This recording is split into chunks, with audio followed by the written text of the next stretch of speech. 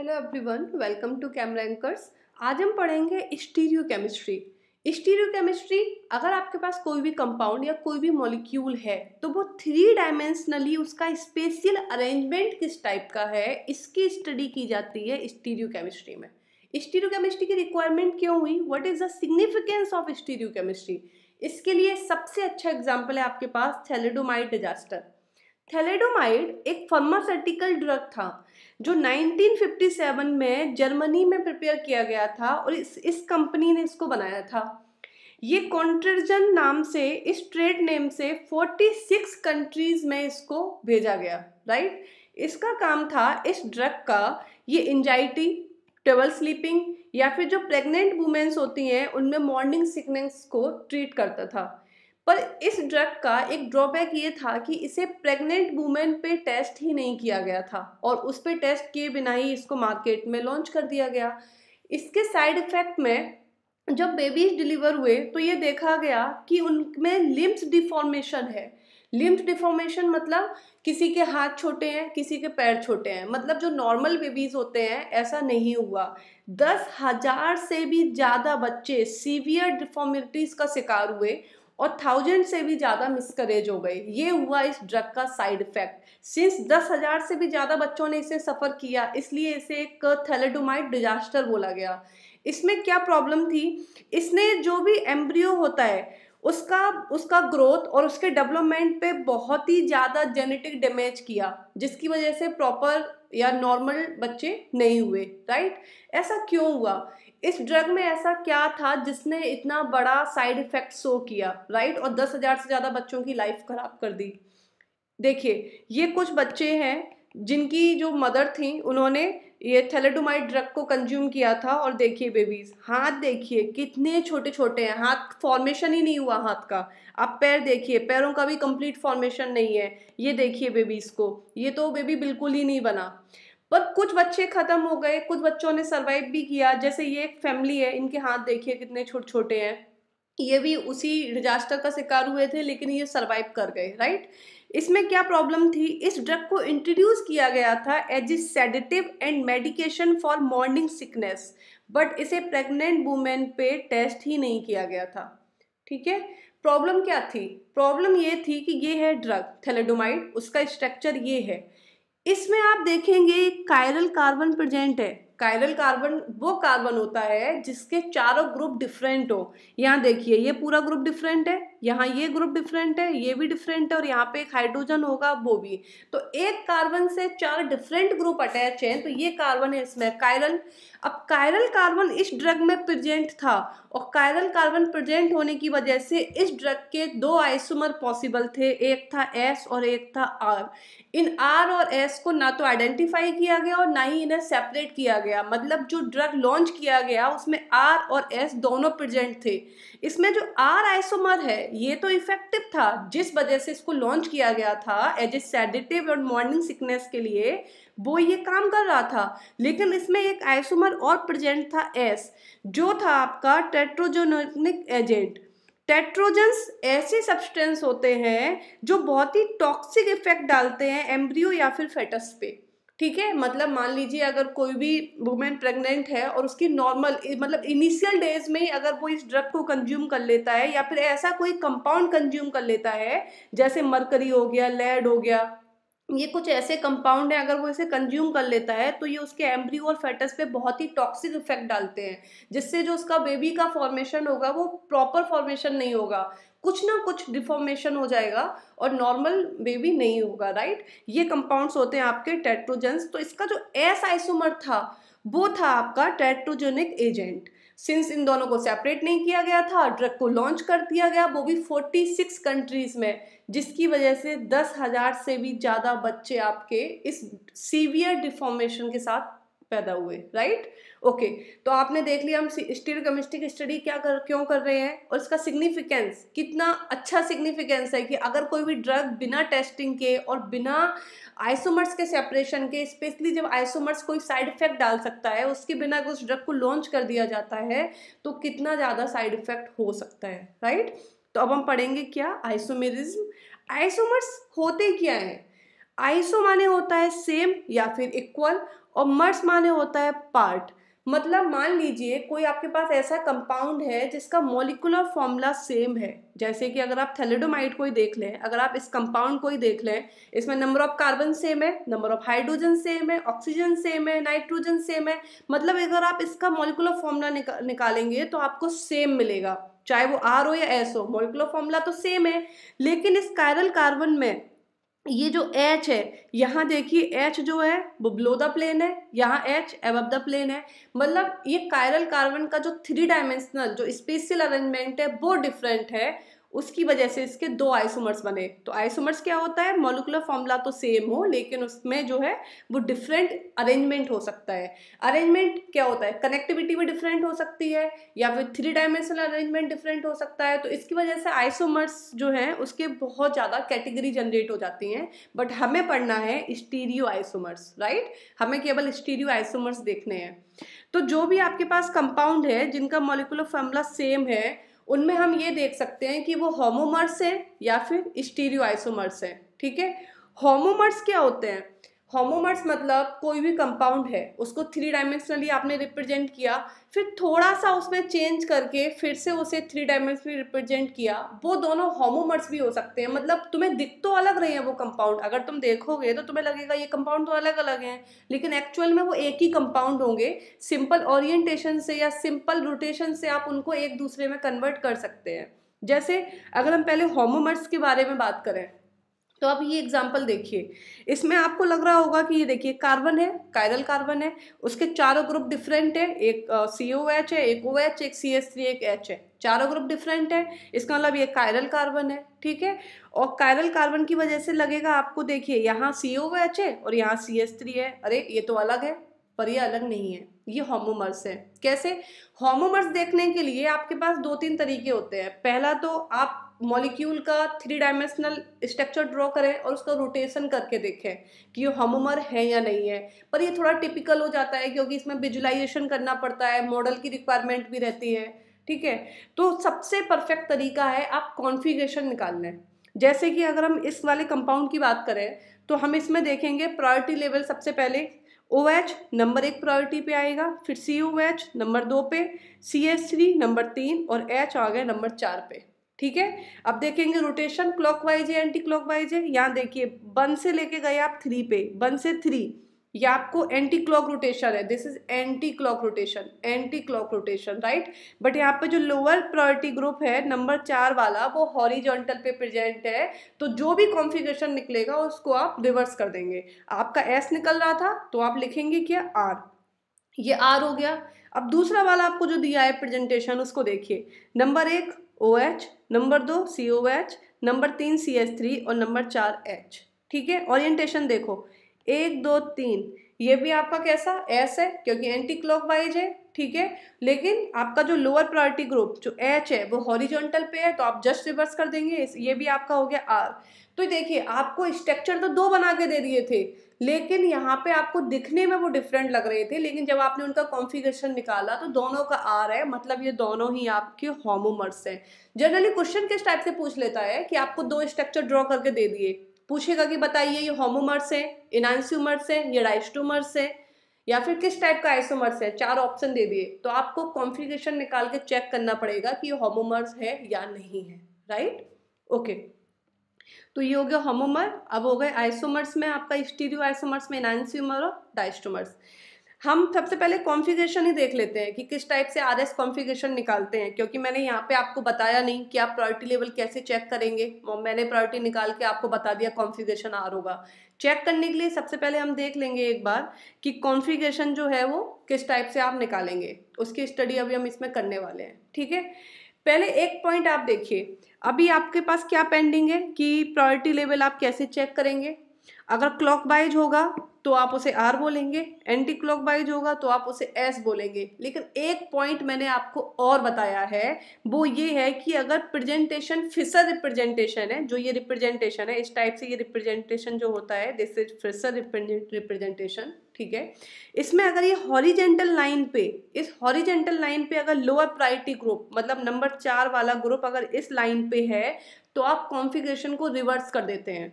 मैंने जस्ट अभी आपको बताया क्यों कर देते हैं, उसका कारण क्या है। उसका कारण ये है कि मान लीजिए ये आपका फिशर रिप्रेजेंटेशन है, राइट, इस टाइप से ये आपका फिशर रिप्रेजेंटेशन है और ये आपका हॉरिजेंटल लाइन है, ये आपका वर्टिकल लाइन है। तो इसको कैसे रिप्रेजेंट करते हैं, ये जो हॉरिजेंटल लाइन है इसके ग्रुप्स आ जाते हैं आपकी साइड, मतलब जहां से आप व्यू कर रहे हैं, ठीक है, एबव द प्लेन, और ये जो वर्टिकल पे हैं ये चले जाते हैं बिलो द प्लेन, राइट।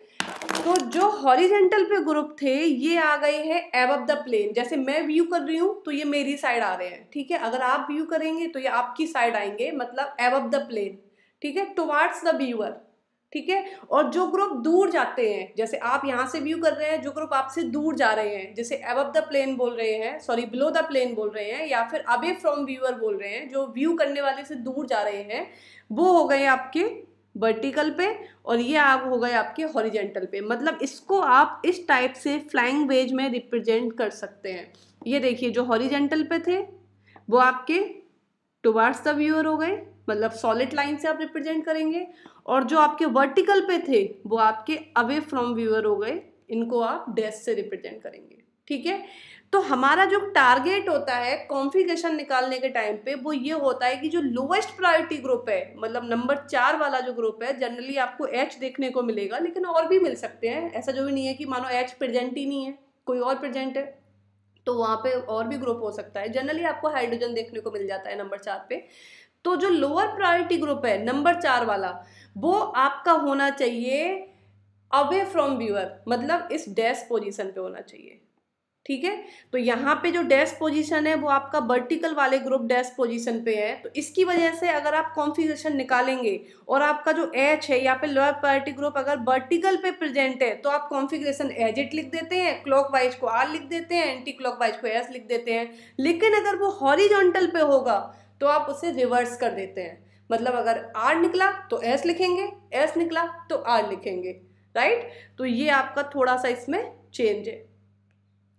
अब देखते हैं किस टाइप से आप RS कॉन्फ़िगरेशन निकालते हैं, इसको पहले देख लेते हैं, क्योंकि आगे जब हम आपको इनहांस ट्यूमर बताएंगे, डाइस ट्यूमर्स बताएंगे, तो हम बोलेंगे RS कॉन्फ़िगरेशन इसमें ये होगा, आपको पता ही नहीं होगा कैसे निकला है। तो पहले आप ये देख लीजिए कि RS कॉन्फ़िगरेशन आप कैसे निकालेंगे, ठीक है। इसे निकालते हैं CIP रूल से, काम इंग्लैंड प्रिलॉग नोमेनक्लेचर, CIP रूल्स बोलते हैं इसको, ठीक है। ये यूज होता है RS नोमेनक्लेचर निकालने में। R कहाँ से लिया गया, इसको RE क्यों लिखा। R जो लिया गया है एक्चुअली ये रेक्टस नाम का एक लैटिन वर्ड है जिसका मतलब होता है राइट, और राइट मतलब जस्ट क्लॉकवाइज रोटेशन हो रही है, दिस राइट रोटेशन हो रही है क्लॉकवाइज, तो हम क्लॉकवाइज को क्या लिख देते हैं R, राइट। अब ऐसे ही एक सेमिस्टर टर्म है, जो भी लैटिन टर्म है ये भी, इसका मतलब होता है लेफ्ट। तो जो एंटी क्लॉकवाइज रोटेशन हो रही है, एंटी क्लॉकवाइज जो लेफ्ट रोटेशन हो रही है एंटी क्लॉकवाइज, उसे हम लिख देते हैं S। इस वजह से हमने RS नोमेनक्लेचर में R और S कहाँ से आया, क्लॉकवाइज को ही क्यों R लिख रहे हैं और एंटी क्लॉकवाइज को ही क्यों S लिख रहे हैं, वो मैंने आपको यहाँ से बता दिया। नोमेनक्लेचर इस तरीके से लिया गया है, ठीक है। तो रोटेशन आप चेक करेंगे, रोटेशन कैसे चेक करेंगे, गुड। हायर प्रायोरिटी से लोअर प्रायोरिटी, मतलब आप जब 1 2 3 4 नंबरिंग दे देंगे तो आप 1 नंबर से 4 नंबर की तरफ चलेंगे, ठीक है। तब आप देखेंगे क्लॉकवाइज है या फिर एंटी क्लॉकवाइज है, ठीक है। बहुत ही ज़्यादा सिंपल करने के लिए आप एक काम कीजिए, सिंस जो नंबर 4 वाला होता है ना वो कंफ्यूज करता है, तो जब भी आपको रोटेशन देखना हो ना तो नंबर 4 वाले को हाइड कर लो, क्योंकि वो लोएस्ट प्रायोरिटी ग्रुप है, उससे हमें ऐसा कोई मतलब नहीं है। आप 1 2 3 का ओरिएंटेशन देखो, नंबर 4 वाले को हाइड कर लो, अगर उसे इरेज कर सकते हो तो इरेज कर दो, ठीक है। फिर देखो आप 1 2 3 का रोटेशन क्या है, अगर वो क्लॉक है तो R, अगर वो एंटी क्लॉक है तो S, condition applied. Lowest priority group vertical पे होना चाहिए या फिर बिलो द प्लेन, मतलब डैश पे होना चाहिए, ये जरूर पता होना चाहिए, वरना आपका कॉन्फ़िगरेशन रिवर्स हो जाएगा, राइट। ओके, CIP रूल्स देखते हैं कि आप कैसे प्रायोरिटी डिसाइड करेंगे। सबसे पहला पॉइंट है प्रायोरिटी डिसाइड करने का, हायर एटॉमिक नंबर। एक कार्बन जिससे 4 डिफरेंट ग्रुप लगे हुए हैं जो उसे कायरल बना रहे हैं, सबसे पहले वाले एटम पे जाइए, सबसे पहला वाला एटम। इसमें इस कार्बन से सबसे पहले Cl कनेक्ट है, इसमें H कनेक्ट है, इसमें I और इसमें सल्फर। इससे अभी मतलब नहीं है, ऑक्सीजन और H से भी मतलब नहीं है, केवल सल्फर से मतलब है, क्योंकि अगर आप इसे ड्रॉ करेंगे तो ये इस टाइप से ड्रॉ हो जाएगा आपका, ठीक है। लेकिन कनेक्ट कौन सा है इससे? सल्फर। तो इसमें आपको सल्फर जो पहला एटम होगा केवल उससे मतलब है। उसका आप देखिए एटॉमिक नंबर, जिसका एटॉमिक नंबर ज़्यादा होगा उसको ज़्यादा प्रायोरिटी दी जाएगी। जैसे इसमें हम देखें, आपका आयोडीन सबसे ज़्यादा एटॉमिक नंबर है, नंबर 1 आ गया। उसके बाद आपका क्या हो गया? क्लोरीन नंबर 2 पे आ गया, फिर सल्फर नंबर 3 पे और हाइड्रोजन आपका नंबर 4 पे आ गया। तो आपको एटॉमिक नंबर पता होने चाहिए। जनरली जो ग्रुप्स अटैच रहते हैं उनका एटॉमिक नंबर काफ़ी छोटे छोटे ही रहते हैं, तो जितना रेंज आपको याद रहती है उतने में आपको मिल जाता है, ठीक है। तो आपको 1 2 3 4 पता चल गया, ओके। 4 को हाइड कर लो, 4 को हाइड कर लो, ठीक है। 4 को हाइड करके नंबर 1, नंबर 2, नंबर 3, रोटेशन देखो 1 से 3, हायर से लोअर, हायर प्रायोरिटी से लोअर प्रायोरिटी, मतलब 1 से नंबर 3 की तरफ गए। रोटेशन कैसा है? एंटी क्लॉकवाइज है। तो ये होना चाहिए एस होना चाहिए, लेकिन ये एस नहीं होगा, क्योंकि जो आपका एच, जो आपका लोअर प्रायोरिटी ग्रुप है, वो हॉरिजॉन्टल पे प्रेजेंट है, मतलब सॉलिड पे प्रेजेंट है। तो आपका जस्ट रिवर्स हो जाएगा। तो आपका आंसर इसमें क्या होगा? This is S. तो ये आपका जो कॉन्फ़िगरेशन है उसका एस कॉन्फ़िगरेशन है, राइट। तो कॉन्फ़िगरेशन सबसे पहले आप देख लेंगे। Lower priority group priority check करेंगे एटॉमिक नंबर के बेसिस पे, जिसका एटॉमिक नंबर ज़्यादा उसकी प्रायोरिटी ज़्यादा। लोअर प्रायोरिटी ग्रुप को हाइड करेंगे या फिर इरेज कर देंगे, 1 से 2 3 की तरफ जाएंगे। क्लॉकवाइज है आर, एंटी क्लॉकवाइज है S. Lower priority group check करेंगे कि वो हॉरिजॉन्टल पे है या वर्टिकल पे है। अगर हॉरिजॉन्टल पे है तो जस्ट रिवर्स कर देंगे, वर्टिकल पे है तो जो निकलेगा वही रख देंगे, ठीक है, ओके। नंबर 2, मान लीजिए अगर आपके पास ऐसा कोई कंपाउंड आ जाए जिसके एटॉमिक नंबर सेम है। भाई एटॉमिक नंबर सेम किनके हो सकते हैं? आइसोटोप्स के। मतलब मान लीजिए ये है जिसके कार्बन से H भी कनेक्ट है और D भी कनेक्ट है। D क्या है? Deuterium. This is isotope of hydrogen. 1H और देखो 1H1, 1H2 जिसे क्या बोलते हैं D, ठीक है, 1H3 जिसे क्या बोलते हैं T। तो ये क्या है? आइसोटोप्स हैं हाइड्रोजन के, ठीक है। तो इनके एटॉमिक नंबर तो सेम है। फिर आप क्या करेंगे? फिर आप जाएंगे हायर मास नंबर पे। हायर मास नंबर, अगर आपको आइसोटोप दिए गए हैं तो आप फिर चले जाएंगे हायर मास नंबर पे। यहाँ पे जो डी है उसको हायर प्रायोरिटी मिलेगी कंपेयर टू एच, क्योंकि एटॉमिक नंबर दोनों में सेम है 1 1, लेकिन आपका जो टू है उसका मास नंबर, डी जो है वो उसका मास नंबर 2 है, राइट। तो देखते हैं, ये आपका कायरल कार्बन है, 4 ग्रुप डिफरेंट डिफरेंट अटैच है, मतलब कायरल है, ओके। कॉन्फ़िगरेशन हम निकाल सकते हैं। सबसे पहले ब्रोमीन, सबसे ज़्यादा एटॉमिक नंबर है ब्रोमीन का, 1 मिल गया। उसके बाद कार्बन दूसरा मिल गया, ठीक है। उसके बाद आप देखेंगे क्या, एच और डी में आपका डी तीसरा मिल गया और एच को 4 मिल गया। 4 को हाइड कर लो, 4 को हाइड कर लो या फिर इरेज कर दो, नो प्रॉब्लम। इवन आपको 4 को इग्नोर ही करना है, ठीक है, क्योंकि अगर आप यहाँ 4 इसका रोटेशन जब आप देखेंगे तो आप देखेंगे 4 डिस्टर्ब कर रहा है, तो इसलिए आपको देखना है केवल 1 2 3। तो 1 2 3 आप देख रहे हैं, आपको मिल रहा है क्या? एंटी क्लॉक बाई रोटेशन, मतलब कॉन्फ़िगरेशन एस। अब चेक करो एस होगा या रिवर्स होगा। यहाँ पे जो एच है, जो 4 नंबर वाला है, वो हॉरिजॉन्टल पे नहीं है बल्कि वर्टिकल पे है। सिंस ये वर्टिकल पे है तो एस का एस ही रहेगा, तो इसका कॉन्फ़िगरेशन एस हो गया, ठीक है। तो हमने 2 पॉइंट्स देख लिए हैं। स्टेप 1 में हमने देखा कि हायर एटॉमिक नंबर के बेसिस पे हम प्रायोरिटी देंगे। फिर अगर एटॉमिक नंबर सेम हो गया, जैसे आइसोटोप वाला केस हो गया, तो हम मास नंबर के बेसिस पे दे देंगे, राइट। लेकिन अगर आपका तीसरा स्टेप, मान लीजिए पहला कार्बन ही सेम हो, मतलब पहला जो एटम है वो सेम हो, तो आप किस तरीके से देंगे? अगर मान लीजिए आपका 2 या 2 से अधिक एटम ऐसे अटैच हैं जो सेम हो, तो प्रायोरिटी डिसाइड होगी by applying priority rule to the next carbon atoms, next atoms in groups and so on. Not carbon atoms, कोई भी एटम हो सकता है, जनरली कार्बन ही होते हैं, ठीक है। तो आपको क्या करना है कि मान लीजिए ये आपका एग्जाम्पल है, ठीक है, जिसमें यहाँ H है, कोई प्रॉब्लम नहीं है, आप प्रायोरिटी दे देंगे। Cl है, कोई प्रॉब्लम नहीं है। लेकिन यहाँ पे भी पहला एटम कार्बन है, यहाँ पे भी पहला एटम कार्बन है, यहाँ पे तो दोनों एटम सेम हो गए। अब आप कैसे डिसाइड करेंगे आप किसको प्रायोरिटी दें? तब आप उसके नेक्स्ट एटम पे जाएंगे। इसमें आप देखेंगे कार्बन आपका H से कनेक्ट है, Cl से कनेक्ट है और एक और H से कनेक्ट है। इसमें आपका कार्बन एक CH3 एक और CH3 से कनेक्ट है। मतलब आप नेक्स्ट वाले एटम पे जाइए। इसके नेक्स्ट एटम कार्बन है 6C, इसका नेक्स्ट एटम कार्बन है 6C, बट इसके पास जो नेक्स्ट एटम है वो है आपका क्लोरीन, ठीक है, 17Cl35। मतलब आपका इसका एटॉमिक नंबर ज़्यादा है, तो इसकी वजह से इस वाले कार्बन को ज़्यादा प्रायोरिटी मिलेगी compare to this carbon. Okay, तो नंबर 1 किस में होगा? इसमें, इस वाले क्लोरीन में, क्योंकि ये तो सबसे पहला ही एटम है। नंबर दो इन दोनों कार्बन में से डिसाइड करना पड़ेगा, क्योंकि 6C होता है। कार्बन में भी कौन सा वाला? जिसके पास क्लोरीन लगा है नेक्स्ट एटम पे, तो ये हो गया नंबर 2, ये हो गया नंबर 3 और हाइड्रोजन सबसे लास्ट में हो गया नंबर 4। ठीक है, तो इस टाइप से आप इसका कॉन्फ़िगरेशन निकालेंगे। देखते हैं, 1 2 3 4, 4 को हाइड कर लो या फिर इरेज कर दो। ठीक है, देखो 1 2 3 कैसा हो रहा है? ये क्लॉकवाइज हो रहा है, मतलब आर।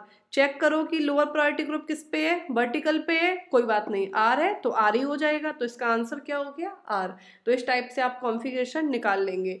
ठीक है, मान लीजिए कुछ ऐसे ग्रुप अटैच होते हैं जैसे CHO हो गया, C डबल बॉन्ड C हो गया, तो आपको कंफ्यूज होता है। नेक्स्ट कार्बन पे भी जब आप प्रायोरिटी देखेंगे तब भी आपको कंफ्यूजन होता है। तो उनमें क्या करते हैं आप? इस टाइप से ओपनिंग करते हैं।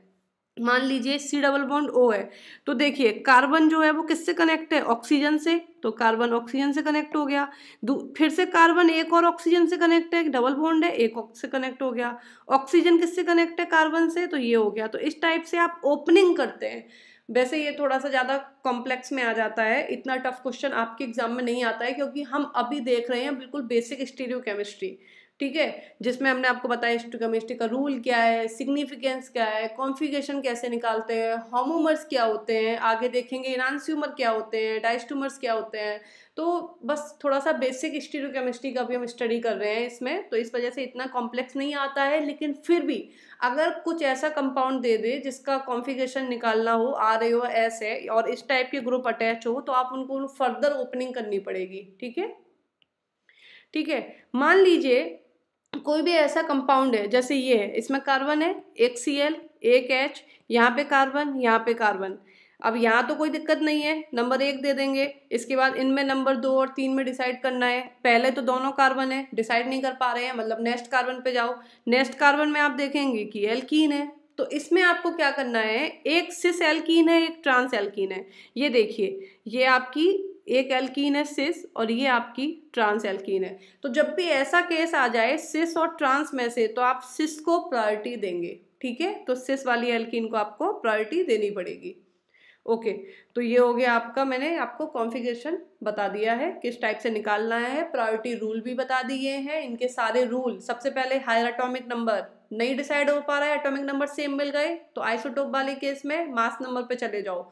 मान लीजिए पहले कार्बन से डिसाइड नहीं हो रहा है, तो तीसरे रूल में नेक्स्ट एटम पे चले जाओ। मान लीजिए अगर C double bond O, C double bond C, इस टाइप का जो मल्टीपल बॉन्ड कनेक्ट हो रखे हैं, तो उनकी फर्दर ओपनिंग करो। ठीक है, नेक्स्ट पॉइंट में आपको बताया अगर सिस और ट्रांस एल्कीन दे दी है तो सिस वालों को प्रेफरेंस दो। तो ये सारे रूल्स हो गए। आप प्रायोरिटी ट्राई करेंगे, प्रायोरिटी निकालेंगे और फिर कॉन्फ़िगरेशन चेक करेंगे।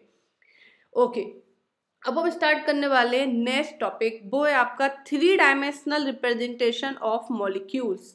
कि मॉलिक्यूल्स अगर आपको दिए हैं तो उनका 3 डायमेंशनल रिप्रेजेंटेशन किस टाइप से पॉसिबल है। इसमें आपको 4 कैटेगरी देखने को मिलेंगी, flying wedge, sawhorse, Newman and Fischer. ठीक है, हम एक एक करके स्टडी करेंगे। सबसे पहले फ्लाइंग वेज। मान लीजिए आपका कोई भी एक कार्बन है जिसके 4 डिफरेंट ग्रुप्स लगे हुए हैं। 4 डिफरेंट ग्रुप होने का मतलब है कायरल है और दूसरा वो टेट्राहाइड्रल है। भाई कार्बन से अगर 4 डिफरेंट ग्रुप लगे हैं तो वो टेट्राहाइड्रल तरीके से ही ड्रॉ किया जाएगा। ठीक है, तो अब अगर इस तरीके से आप ड्रॉ करते हैं कि एक ग्रुप को सॉलिड पे रखें, मतलब एबव द प्लेन, जहाँ से आप व्यू कर रहे हैं, टुवार्ड्स द व्यूअर या फिर एबव द प्लेन। एक ग्रुप को बैक साइड, मतलब अवे फ्रॉम व्यूअर या फिर बिलो द प्लेन। ठीक है, इस टाइप से रख रहे हैं। तो ये हो गया आपका फ्लाइंग वेज। इसमें देखेंगे आप, ये जो 2 ग्रुप है ये तो प्लेन में है और ये जो आपका हो गया एबव द प्लेन, और ये हो गया आपका बिलो द प्लेन। ठीक है, जैसे अगर हम बताएं कि ये हो गया इस टाइप से, ये दोनों प्लेन में हो गए, ये वाला जो पेन है ये मेरी साइड आ रहा है तो एबव द प्लेन, इस प्लेन, ये प्लेन जो है इससे तो ये एबव है, मतलब मेरी साइड है टुवर्ड्स द व्यूअर, तो ये अगर प्लेन हम पास करा रहे हैं तो ये एबव हो गया, और यहाँ जो पीछे लगा होगा वो बिलो द प्लेन। तो इस टाइप से टेट्राहाइड्रल रिप्रेजेंटेशन, जनरली आपने टेट्राहाइड्रल रिप्रेजेंटेशन देखी होगी, इस टाइप से रिप्रेजेंटेशन रहती है टेट्राहाइड्रल। ठीक है, तो ये हो गया आपका फ्लैंग वेज। और अगर इस टाइप से रिप्रेजेंटेशन है जो मैंने आपको बताया था कि हॉरिजॉन्टल और वर्टिकल, तो ये हो गया आपका फिसर। अब पहला पॉइंट ये है कि अगर आपको फ्लाइंग वेज कोई भी कंपाउंड दे दिया है तो बोला है कि इसे फिसर में कन्वर्ट करो, तो आप कैसे करेंगे, तो उसका देखेंगे आप स्टेप कि किस टाइप से आप फ्लाइंग वेज, अगर कोई मॉलिक्यूल में रिप्रेजेंटेशन दिया है तो उसे फिसर रिप्रेजेंटेशन में आप किस टाइप से ड्रॉ करेंगे।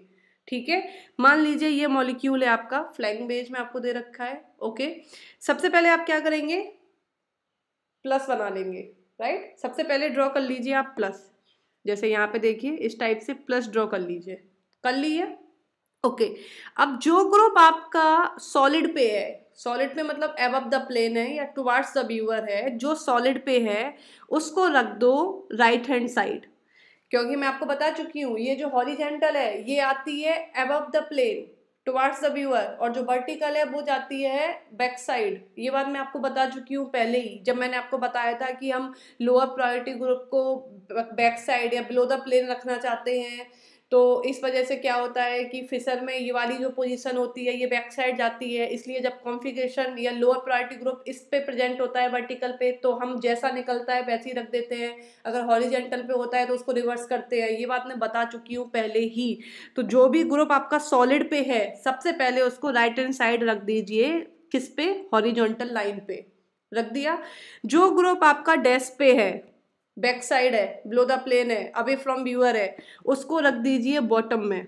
बॉटम मतलब वर्टिकल के बॉटम पे, तो वर्टिकल का बॉटम मतलब ये कैसा हो गया, डैश पे हो गया, और ये हो गया आपका सॉलिड पे। कोई प्रॉब्लम नहीं है, ये दो ग्रुप रखने में कोई प्रॉब्लम नहीं है। ठीक है, यहाँ तक कोई दिक्कत नहीं आएगी। अब देखिए नेक्स्ट पॉइंट, तो मैंने लिख भी दिया है, स्टेप 1 में आपको क्या करना है, जो डैश पे है उसको बॉटम में रख दो, बॉटम मतलब दिस, वर्टिकल के बॉटम में। ओके, और स्टेप 2 में जो सॉलिड पे है उसे राइट हैंड साइड में रख दो, हॉरिजेंटल के राइट हैंड साइड में, आपके राइट हैंड साइड में, जैसा मेरा राइट हैंड साइड ये है। ठीक है, तो मैं राइट हैंड साइड में लिख ली हूँ, अपने राइट हैंड साइड में, आप अपने राइट हैंड साइड में रखिए। ठीक है, जिस तरीके से आप विजुलाइज कर रहे हैं। Okay, 2 point clear. तीसरा पॉइंट देखिए, 2 ग्रुप तो हमने रख लिए, अब 2 ग्रुप और रह गए हैं, उनको कैसे रखेंगे। उसके लिए आप क्या करेंगी, जो आपका राइट हैंड साइड है, आप करेंगे जो राइट हैंड साइड है आपका, इस पे फोकस कीजिए, और राइट हैंड साइड पे फोकस करके आप ओरिएंटेशन देखिए दिस, कि आपके जो और 2 ग्रुप हैं वो किस तरीके से रोटेशन में है। मान लीजिए आपका राइट हैंड साइड कौन सा गया था, OH, ये है, इसके दूसरा ग्रुप COH इसके एंटी क्लॉक में है ना, इसके एंटी क्लॉक में, और ये वाला ग्रुप भी इसके एंटी क्लॉक में है। तो सबसे पहले यहाँ आइए, इसके एंटी क्लॉक में, इसका एंटी क्लॉक ये वाली पोजीशन हो गई, यहाँ पे रख दीजिए इसका COH, तो हमने यहाँ रख दिया। उसके बाद फिर से इसके फर्दर एंटी क्लॉक में कौन सा है, H, तो ये रख दिया। तो इस टाइप से आप देखेंगे कि उस राइट हैंड साइड वाले ग्रुप के रेस्पेक्ट में जो रोटेशन आपका फ्लाइंग वेज में होगा वही रोटेशन आपका फिसर में जाएगा। ठीक है, तो अदर 2 ग्रुप आप कैसे रखेंगे, सबसे पहले आपने देखा कि यहाँ पे OH आपका राइट हैंड साइड में गया, उसका आपने देखा कि जो एक ग्रुप है COH वो उसके एंटी क्लॉक वाइज में है, तो आप अपने फिसर में आए, उसमें भी उसके एंटी क्लॉक रोटेशन में आपने उस ग्रुप को नंबर 1 पे रख दिया। ठीक है, उसके बाद जो दूसरा वाला ग्रुप बचा है उसको देखा, वो COH का एंटी क्लॉक था। ठीक है, उसके बाद उस ग्रुप को रख दिया। इसका एक एग्जाम्पल और देख लेते हैं, जैसे कि मान लीजिए ये है इसका एग्जाम्पल। ठीक है, सबसे पहले क्या काम है, प्लस बना लो, हमने ये प्लस बना लिया, कोई प्रॉब्लम नहीं है। जो डैश वाला है उसे बॉटम में रख दो, रख दिया। जो सॉलिड वाला है उसे राइट हैंड साइड पर रख दो, रख दिया। यहाँ तक कोई प्रॉब्लम नहीं आई, नहीं आई। ओके, अब जो राइट हैंड साइड वाला है, सिंस यहाँ पे आप देखो उसका एंटी क्लॉक बाई रोटेशन है, तो उसका एंटी क्लॉक यहाँ देखो, इसके एंटी क्लॉक में कौन सा है पहले, एमी। भाई ये तो हम रख चुके हैं, इसको मत रख देना फिर से, इसको कंसिडर मत करो। NH2 को आप ऑलरेडी रख चुके हैं बॉटम में क्योंकि वो डैश पे था। तो इसके एंटी क्लॉक में कौन सा है, एमी, तो सबसे पहले आपने एमी रख दिया। फर्दर आपने देखा कौन सा है, COH, फिर आपने COH रख दिया। तो आप देखेंगे कि इसका एंटी क्लॉक का जो रोटेशन है उसमें दिए हुए एंटी क्लॉक के रोटेशन के रेस्पेक्ट में आपने दोनों ग्रुप को रख दिया। तो ये आपका मिल गया आपको final Fischer projection. This is final Fischer projection. Configuration आप निकाल के देख लो, सेम ही मिलेगा, चाहे आप इसका निकालो चाहे आप इसका निकालो, कॉन्फ़िगरेशन आपको सेम ही मिलेगा। ठीक है, तो ये तो हो गया आपका फ्लाइंग बेस से फिशर रिप्रेजेंटेशन। अब देखिए एक और पॉइंट, डबल इंटरचेंज पॉसिबल होता है। मान लीजिए आपको ये स्ट्रक्चर दिया हुआ है, मान लीजिए किसी ने आपको एक स्ट्रक्चर दे दिया है इस टाइप से, मतलब ABCD, ठीक है। एक और स्ट्रक्चर यहाँ पे दे दिया है, मान लीजिए B यहाँ हो गया, और मान लीजिए B यहाँ हो गया, C यहाँ हो गया, A यहाँ हो गया, D यहाँ हो गया, ठीक है। आपको ये चेक करना है कि ये सेम है या नहीं, तो आप डबल इंटरचेंज कर सकते हैं। Double interchange is allowed. जब भी आप डबल इंटरचेंज करते हैं तो कॉन्फ़िगरेशन चेंज नहीं होता है, ठीक है। मान लीजिए हमने इसमें क्या किया, इस Me को इस COH से इंटरचेंज कर दिया और इस H को इस NH2 से इंटरचेंज कर दिया, तो ये जो बना ये भी सेम कॉन्फ़िगरेशन रखेगा जो पहले वाले का था, कॉन्फ़िगरेशन चेंज नहीं होगा। तो इसका भी जब आप निकाल के देखेंगे तो ऐसे ही निकलेगा। देखिए डबल इंटरचेंज जो है वो पॉसिबल होता है क्योंकि उस केस में कॉन्फ़िगरेशन चेंज नहीं होता है। जो भी आपके आइसोमर्स होंगे वो होमोमर्स होते हैं, मतलब आइडेंटिकल होते हैं, ठीक है। मान लीजिए ये है आपका एक कंपाउंड, सबसे पहले हमने सिंगल इंटरचेंज किया, मतलब इस COH ग्रुप को इस NH2 से इंटरचेंज कर दिया, मतलब जहाँ पे COH था वहाँ NH2 रख दिया, जहाँ पे NH2 था वहाँ पे COH रख दिया। अब आप देखेंगे इसका कॉन्फ़िगरेशन S था, ये मैंने निकाले हैं, आप भी निकाल के देख सकते हैं, मैंने निकालना बता दिया है आपको, ठीक है। पर इसका क्या निकला, R। कॉन्फ़िगरेशन चेंज हो गया, क्यों, क्योंकि केवल अभी आपने एक ही इंटरचेंज किया है। फिर से अगर आप इंटरचेंज करें, सिंगल इंटरचेंज एक बार फिर से कर दें, मतलब इस Me को इस H से इंटरचेंज कर दें, तो आप देखेंगे कॉन्फ़िगरेशन आपका S निकल आया, जो पहले था, पहले भी S था अभी भी S है। तो जब भी आप इसमें फिशर प्रोजेक्शन में डबल इंटरचेंज करेंगे तो कॉन्फ़िगरेशन चेंज नहीं होगा, ठीक है। तो कभी भी अगर आपको ज़रूरत पड़े इंटरचेंज करने की, अगर आप देखना चाहते हैं कि दो कंपाउंड हैं फिशर में दिए हुए हैं, होमोमर है या नहीं, तो एक बार इंटरचेंज करके देख लो। अगर इंटरचेंज करके देखना है तो डबल इंटरचेंज ही करना, तभी कॉन्फ़िगरेशन चेंज नहीं होगा। अगर आपने केवल सिंगल इंटरचेंज कर दिया तो इसका मतलब है कि आपका कॉन्फ़िगरेशन चेंज हो गया है, आपका क्वेश्चन गलत हो गया है, ठीक है। तो अब हमने अभी क्या देखा, हमने फ्लाइंग वेज से फिशर कन्वर्जन देखा। अब हम देखेंगे फिशर प्रोजेक्शन से फ्लाइंग वेज। जस्ट वैसा ही है, कोई प्रॉब्लम नहीं है। ये आपको दिया हुआ है फिशर, जो राइट हैंड साइड है उसे सॉलिड पे रख दो, सेम जो बॉटम में है उसे डैश पे रख दो, ओके। अब देखो कि राइट हैंड साइड वाले के एंटी क्लॉक में कौन कौन से ग्रुप हैं। इसके एंटी क्लॉक में COH है तो इसके एंटी क्लॉक में COH रख दो, फिर इसके एंटी क्लॉक में H है, इसके एंटी क्लॉक में H रख दो। तो इस टाइप से आप फिशर से फ्लाइंग वेज में भी कन्वर्जन कर लेंगे, राइट। नाउ अब दो जो और बचे हुए थे, साहॉर्स और न्यूमैन प्रोजेक्शन। साहॉर्स में क्या होता है कि मान लीजिए अगर आपको ऐसा कोई कंपाउंड दिया हुआ है जिसमें 2 कायरल कार्बन है, ठीक है, तो उसमें आप साहॉर्स और न्यूमैन का प्रोजेक्शन लिखेंगे तो आपको साहॉर्स वाले में करना होता है, फोकस करना होता है आपको इन बाई पे। ये जो बाई टाइप स्ट्रक्चर बना होता है, यहाँ पे ग्रुप रखे होंगे, ये आपका कार्बन है, ठीक है। इस बाई पे आप फोकस करते हैं, ठीक है। तो अगर ये दोनों बाई सेम साइड है, ये आप देखेंगे दोनों बाई सेम साइड है, इसे हम बोलेंगे इक्लिप्स। अगर ये बाई अपोजिट है, यहाँ देखिए यहाँ पे उल्टी बाई बनी है जिसे हम गामा बोलते हैं, और यहाँ पे बाई बन रखी है तो इसे बोलेंगे स्टैगर्ड। तो साहॉर्स में 2 टाइप के कॉन्फ़िगरेशन होंगे, एक होगा आपका इक्लिप्स, एक होगा आपका स्टैगर्ड, ठीक है, सॉरी कंफर्मेशन होंगे, एक है आपका इक्लिप्स और एक है आपका स्टैगर्ड। इक्लिप्स में दोनों बाई सेम साइड, या तो दोनों सीधी बाई हो या दोनों उल्टी बाई हो लेकिन सेम हो, ठीक है, इक्लिप्स हो गया। अगर दोनों अपोजिट होंगी तो वो स्टैगर्ड हो जाएगा। न्यूमैन में क्या देखेंगे आप, न्यूमैन भी इसी टाइप से, ये देखिए दोनों बाई सेम साइड है, तो ये हो गया आपका इक्लिप्स। ये देखिए बाई अपोजिट साइड है, ठीक है, ये हो गया आपका स्टैगर्ड। ओके, नाउ अगर आपको साहॉर्स दिया है तो आप न्यूमेन में कन्वर्जन कैसे करेंगे, वो अब हम इसमें देखते हैं।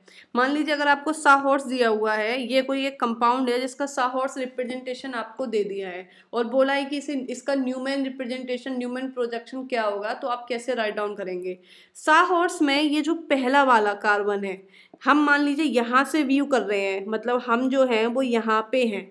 अगर हम यहाँ से देख रहे हैं तो हमको सबसे पहला ये कार्बन दिखेगा, तो इसे बोलते हैं फ्रंट कार्बन, क्योंकि ये हमको फ्रंट में दिख रहा है और ये कार्बन हमको पीछे दिखेगा, इसे बोलते हैं बैक कार्बन। ठीक है, अब इसमें न्यूमेन में हम यहाँ से जब व्यू कर रहे हैं तो हमें केवल यही वाला तो कार्बन दिख रहा है, तो ये हमारा हो गया फ्रंट कार्बन, और ये जो बड़ा वाला कार्बन है ना, ये है बैक कार्बन। मतलब ये कार्बन है, एक ये कार्बन है, और मैं यहाँ से व्यू कर रही हूँ तो ये जो पहला वाला है ये फ्रंट में मुझे दिख रहा है और इसके पीछे जो है वो बैक कार्बन है जो नहीं दिख रहा है, इसलिए उसको ऐसे बड़ा सा बना दिया है ये रिप्रेजेंट करने के लिए कि इसके पीछे भी एक कार्बन है। ठीक है, ओके, तो अब कन्वर्ट कैसे करेंगे। कन्वर्ट करने के लिए सबसे पहले देखिए, आपको जिस तरीके से ये वाई दी गई थी, आपको इस तरीके से ये वाई दी गई थी। ठीक है, तो ये दोनों कैसी थी, स्टैगर्ड थी, तो आप इसका भी स्टैगर्ड वाला फॉर्म बना लीजिए। इसका स्टैगर्ड वाला एक पीछे कार्बन, ये मैंने आपको बताया है। मान लीजिए आपको इक्लिप्स दी है तो सबसे पहले इसकी इक्लिप्स फॉर्म बना लो, अगर स्टैगर्ड दी है तो सबसे पहले इसकी स्टैगर्ड फॉर्म बना लो। ये रफ स्ट्रक्चर ड्रॉ कर लो, फिर ग्रुप को रखते हैं कौन सा ग्रुप कहाँ आएगा। ठीक है, मान लीजिए साहॉर्स से न्यूमेन में अगर कन्वर्जन पूछा है और उसमें अगर इक्लिप्स फॉर्म दी है तो सबसे पहले न्यूमेन की इक्लिप्स फॉर्म बना लो, अगर स्टैगर्ड दी है तो न्यूमेन की स्टैगर्ड फॉर्म बना लो। पहले इतना बेसिक स्ट्रक्चर ड्रॉ कर लो, फिर हम डिसाइड करते हैं कि कौन से ग्रुप को कहाँ पे रखना है। ठीक है, ओके, तो कार्बन पता चल गया, ये फ्रंट है, इसमें ये वाला फ्रंट कार्बन है। ठीक है, ओके, तो अब देखिए फ्रंट कार्बन हम यहाँ से व्यू कर रहे हैं, हम जब यहाँ से व्यू कर रहे हैं तो आप ये देखिए, ये जो बाई है, ये जो बाई है इसमें FHCl फ्रंट कार्बन में, तो सिंपली ये जो उल्टी गामा बना दिया है, मतलब अपोजिट वाई जिसे हम गामा बोलते हैं, सॉरी लैम्डा बोलते हैं। ठीक है, ये हो गया F, ये हो गया H और ये हो गया Cl। ऐसे ही अब ये बैक साइड वाले कार्बन पे सीधा बाई बना हुआ है, और ये यहाँ पे D, यहाँ पे F और यहाँ पे Br। ठीक है, तो इस टाइप से इसे ड्रॉ कर लेंगे, कोई दिक्कत वाली बात नहीं है। ओके, तो ये आपने यहाँ पे ड्रॉ कर लिया। ठीक है, अब मैंने यहाँ पे साहॉर्स से फ्लाइंग वेज कन्वर्जन भी दिखाया है, साहॉर्स से फ्लाइंग वेज कन्वर्जन। अब आप इसमें देखिए ये कौन सी फॉर्म है, ये स्टैगर्ड फॉर्म है। स्टैगर्ड, आप बाई पे फोकस कीजिए, अपोजिट बाई हैं दोनों, तो ये स्टैगर्ड फॉर्म है। तो स्टैगर्ड फॉर्म में ये देखिए, ये आपका प्लेन में रहेगा, दिस इज इन प्लेन, तो F और Br ये आपके आ गए प्लेन में, तो ये आपने प्लेन में ड्रॉ कर लिए। अब इसमें जो राइट हैंड साइड पे है, मान लीजिए हम यहाँ से व्यू कर रहे हैं तो ये Cl हमारी साइड आ रहा है, यहाँ पे ये F हमारी साइड आ रहा है। ठीक है, मतलब ये दोनों सॉलिड पे आ जाएंगे, और हम यहाँ से व्यू कर रहे हैं तो ये H पीछे साइड जा रहा है, यहाँ पे ये D पीछे साइड जा रहा है, तो ये बैक साइड आ गए, मतलब बिलो द प्लेन आ गए, डैश पे आ गए। ठीक है, तो इस टाइप से आप फ्लाइंग वेज में कन्वर्जन कर लेंगे।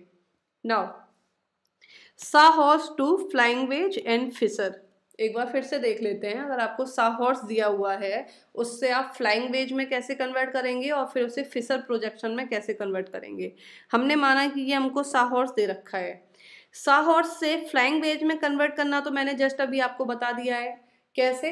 साहॉर्स में सबसे पहले ये देखो कि इक्लिप्स है या स्टैगर्ड है। अगर इक्लिप्स है तो इस टाइप से ये प्लेन आ जाएगा, अगर स्टैगर्ड है तो इस टाइप से ये प्लेन आ जाएगा। उसके बाद देखो कौन से ग्रुप आपकी साइड आ रहे हैं, जो आपकी साइड आ रहे हैं उन्हें सॉलिड पे रख दो, जो आपसे पीछे जा रहे हैं उन्हें डैश पे रख दो, ये मैं आपको बता चुकी हूँ।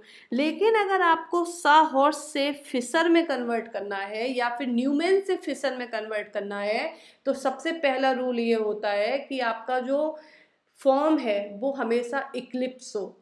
इक्लिप्स फॉर्म को ही आप फिशर में कन्वर्ट कर सकते हैं। आपको जैसे ये जो दिया गया था, आपको ये जो दिया गया है, ये आपको दी गई है स्टैगर्ड फॉर्म। आप इसको फिसल में डायरेक्ट कन्वर्ट नहीं कर पाएंगे। सबसे पहले आपको इस स्टैगर्ड फॉर्म को इक्लिप्स में कन्वर्ट करना पड़ेगा। तो आप क्या करेंगे, इस सीसी बॉन्ड के रेस्पेक्ट में 180 रोटेशन करा देंगे। ये सीसी बॉन्ड जो है इसके रेस्पेक्ट में 180 रोटेशन करा देंगे, जिसकी वजह से क्या होगा, मान लीजिए आपका एक कार्बन ये है, एक कार्बन ये है, यहाँ पे ग्रुप लगे हैं, यहाँ पे ग्रुप लगे हैं। आप इसके रेस्पेक्ट में इस वाले पूरे ग्रुप को पकड़ के इसके रेस्पेक्ट में रोटेशन करा रहे हैं, तो ये वाला जो है इस सीसी बॉन्ड के रेस्पेक्ट में रोटेशन करा रहे हैं, तो इस वाले ग्रुप जो है वो पूरे 180 रोटेट कर जाएंगे, ठीक है। या फिर अगर इसको पकड़ के आप रोटेशन करा रहे हैं तो ये वाला जो ग्रुप है, ये वाले पूरे ग्रुप 180 रोटेशन कर जाएंगे, ठीक है। तो हमें कन्वर्ट करना है इसको स्टैगर्ड को इक्लिप्स में। तो हमने माना कि हमने इस टाइप से रोटेशन कराया, तो ये जो एफ है ये अपने 180 में आ जाएगा, यहाँ पे आ गया। ये जो Cl है, ये Cl अपने 180 पे चला जाएगा, और ये H है वो अपने 180 पे चला जाएगा। तो इस टाइप से ये जो अपोजिट वाई थी वो अब सीधी वाई में कन्वर्ट हो गया, और जो F ऊपर था वो नीचे आ गया, जो यहाँ पे Cl था वो ये चला गया, जो H यहाँ था वो यहाँ चला गया। तो ये देखिए आप इक्लिप्स फॉर्म में कन्वर्जन हो गया है। अब इस इक्लिप्स फॉर्म में कन्वर्जन ये आपने कर लिया है, मैंने यहाँ पे लिख दिया है। इस इक्लिप्स फॉर्म को आपको कन्वर्ट करना है फिसल में, ठीक है। ये मैंने यहाँ पे फ्लाइंग वेज में भी कन्वर्ट करके दिखाया है। ये इक्लिप्स फॉर्म है, तो ये प्लेन में आ गई, नो प्रॉब्लम, प्लेन में आ गई। जो देखिए जो लेफ्ट में है, जो मेरे लेफ्ट में है, ये Cl लेफ्ट में है, ये D लेफ्ट में है, मतलब ये दोनों कैसे जाएंगे, back side below the plane. और जो मेरे राइट में है, जैसे ये H और ये F दोनों मेरे राइट में है, मतलब मैं जहाँ से व्यू कर रही हूँ वहाँ से, मैं यहाँ से व्यू कर रही हूँ, ये मेरे राइट में है, मतलब ये दोनों मेरी साइड आ रहे हैं। तो ये हो गए आपके अबव द प्लेन, ठीक है। लेकिन हमें क्या करना है, इक्लिप्स को फिसल में कन्वर्ट करना है। तो इसके लिए आप क्या कीजिए, ये आपका इक्लिप्स फॉर्म है, तो इस वाले ग्रुप को, इस वाले बॉन्ड को, ये बॉन्ड ऐसे हैं, ठीक है, ये बॉन्ड ऐसे हैं, ठीक है। आपको क्या करना है, इस बॉन्ड को उठा के सीधा कर दो, इस बॉन्ड को भी उठा के सीधा कर दो, ठीक है, इस टाइप से। मतलब जो इस टाइप से थे आपको इनको बस केवल स्ट्रेट कर देना है, ठीक है, स्ट्रेट कर देना है। तो ये जो कार्बन था आपका, ये कार्बन आपका फ्रंट कार्बन था, यहाँ पे आपका ये फ्रंट कार्बन है। तो जब ये फ्रंट कार्बन है और आपने इस ग्रुप को सीधा किया है, तो ये आ गया नीचे, ये Br चला जाएगा ऊपर। तो ये देखिए ये फ्रंट कार्बन है, ये इससे F जुड़ा है, ये वाला पीछे वाला कार्बन है, इससे Br जुड़ा है। मतलब इस लाइन को आपने पूरे को, इस लाइन को आपने पूरे को स्ट्रेट कर दिया इस टाइप से, ठीक है। और ये आपका फ्रंट कार्बन था, दिस इज फ्रंट कार्बन, ये आपका फ्रंट कार्बन आ गया। यहाँ पे ग्रुप कैसे रखेंगे, जो यहाँ लेफ्ट में है, यहाँ लेफ्ट में कौन सा है, Cl और D, वो यहाँ लेफ्ट में रख दिए। जो यहाँ राइट में है वो यहाँ राइट में रख दिए। बस ये मत कर देना कि पहले कार्बन के ग्रुप सेकंड कार्बन पर रख दिए, सेकंड कार्बन के पहले कार्बन पर रख दिए, ऐसा नहीं करना है। फ्रंट कार्बन पे फोकस करो, ये इसका फ्रंट कार्बन है, फ्रंट कार्बन के जो लेफ्ट में है वो फ्रंट कार्बन के लेफ्ट में आएगा, जो फ्रंट कार्बन के राइट में है वो फ्रंट कार्बन के राइट में आएगा, जो बैक कार्बन के लेफ्ट में है वो बैक कार्बन के लेफ्ट में आएगा, जो बैक कार्बन के राइट में है वो बैक कार्बन के राइट में आएगा। ऐसे आप फिसल में कन्वर्जन कर लेंगे, ठीक है, ओके। अब है आपका फ्लाइंग वेज टू साहॉर्स एंड फिसल। फ्लाइंग वेज अगर आपको दे दिया है तो आप साहॉर्स में कैसे करेंगे और फिर उसे फिसल में कैसे कन्वर्ट करेंगे। तो फ्लाइंग वेज को अगर आपको साहॉर्स में कन्वर्ट करना है कोई प्रॉब्लम नहीं है। ये कैसा फॉर्म दिया है आपको, ये दिया है स्टैगर्ड फॉर्म। देखिए अपोजिट है, अगर ऐसा दिया होता है इक्लिप्स है, अगर आपको ऐसा दिया है तो ये स्टैगर्ड है। ये आपको स्टैगर्ड फॉर्म दिया है, स्टैगर्ड फॉर्म होने का मतलब है कि अपोजिट वाई। तो सबसे पहले अपोजिट वाई ड्रॉ कर लो। ये आपने दो अपोजिट वाई ड्रॉ कर ली। ड्रॉ करने के बाद अब ग्रुप रखने की बारी आई। सबसे पहले एफ और Cl को तो आप रख ही लेंगे, ये जो है स्टैगर्ड फॉर्म है, इधर आप एफ और Cl को तो रख ही लेंगे, राइट। तो ये एफ रख गया यहाँ पे, क्योंकि ये कौन सा कार्बन है, ये फ्रंट कार्बन है, और ये कौन सा कार्बन है, फ्रंट कार्बन। तो एफ और Cl को आपने यहाँ पे ड्रॉ कर लिया। अब जो इसके डैश पे हैं वो बैक साइड जाएंगे, तो ये हो गई पीछे साइड, क्योंकि हम यहाँ से देख रहे हैं ना, तो ये पीछे साइड चला गया, और इसमें भी क्या हो गया, बैक साइड चला गया। ये आई जो है वो बैक साइड चला गया, ठीक है। तो ये हो गया बैक साइड। यहाँ पे ये फ्रंट में H और D आ रहे हैं, तो ये अबव द प्लेन आ गए D और H, ठीक है। अब अगर आपको फिशर में कन्वर्ट करना है तो स्टैगर्ड को सबसे पहले इक्लिप्स में कन्वर्ट करना पड़ेगा, तो आप वही 180 रोटेशन कर देंगे। 180 रोटेशन करने के लिए ये वाई तो आपको सीधी दी है, ये वाला जो वाई आपको अपोजिट दिया है इसको 180 रोटेशन कर दो तो ग्रुप जस्ट 180 पे पहुंच जाएंगे। मतलब ये जो आपका डी है ये जस्ट यहाँ पे 180 पे पहुंच गया, ये आई है यहाँ पे 180 पे पहुंच गया, ये सीएल जो है वो जस्ट 180 पे नीचे आ गया, तो ये इक्लिप्स फॉर्म में कन्वर्ट हो गए। अब इक्लिप्स फॉर्म हो गया, ये आपका इक्लिप्स फॉर्म हो गया। इस बॉन्ड को उठा के सीधा कर दो तो ये जो फ्रंट कार्बन है वो नीचे आ गया, ये हो गया, और ये सीएल ऊपर चला गया। इसके जो लेफ्ट में है वो इसके लेफ्ट में आ गए, फ्रंट कार्बन के लेफ्ट में सीएल था, ये आ गया, बैक कार्बन के लेफ्ट में डी था, ये आ गया, राइट कार्बन फ्रंट कार्बन के राइट में एच था, ओके, और बैक कार्बन के राइट में आई था, ये आ गया। तो इस टाइप से आपने कन्वर्जन कर लिए। ठीक है, तो मैंने आप क्या देख लिए, कन्वर्जन जितने भी पॉसिबल थे वो सारे कन्वर्जन हम इसमें देख चुके हैं। अब हम देखने वाले हैं स्टीरियो आइसोमेरेज। ठीक है, 2 और more compounds with same molecular and structural formula, लेकिन उनका स्पेशियल अरेंजमेंट जो है वो डिफरेंट होगा, जैसा कि हम पहले डिस्कस कर चुके हैं, राइट। अब ये 2 टाइप के होंगे, ज्योमेट्रिकल और ऑप्टिकल। ज्योमेट्रिकल और ऑप्टिकल, मान लीजिए अगर कोई ऐसे कंपाउंड्स हैं जिनमें carbon carbon double bond present है, और carbon carbon double bond present होने में उसमें किस टाइप का ओरिएंटेशन, किस टाइप का स्ट्रक्चर में परिवर्तन आ सकता है, वो आपका हो जाएगा ज्योमेट्रिकल, मतलब उनकी ज्योमेट्री कैसे चेंज हो रही है। और ऑप्टिकल में क्या होंगे, ऑप्टिकल में आपको अभी ऑप्टिकल एक्टिविटी जो होती है, कौन से कंपाउंड ऑप्टिकली एक्टिव होते हैं, वो सभी हम आगे बताएंगे। ठीक है, तो आइसोमेरेज में 2 कैटेगरी हैं, ज्योमेट्रिकल और ऑप्टिकल। सबसे पहले बात आती है ज्योमेट्रिकल की। ज्योमेट्रिकल की ऑरिजिन कहाँ से आई, ज्योमेट्रिकल आइसोमेरिज्म कैसे हमने सोचा कि ज्योमेट्रिकल आइसोमेरिज्म होने चाहिए। मान लीजिए अगर आपके पास ये एक ब्यूटेन है, ठीक है, 4 कार्बन है, ब्यूटेन है, इसमें ये जो कार्बन है ये सी बॉन्ड है, सी सिंगल बॉन्ड सी, और सिंगल बॉन्ड के रेस्पेक्ट में बॉन्ड रोटेशन पॉसिबल हो जाता है। ठीक है, तो यहाँ पे बॉन्ड का रोटेशन पॉसिबल है।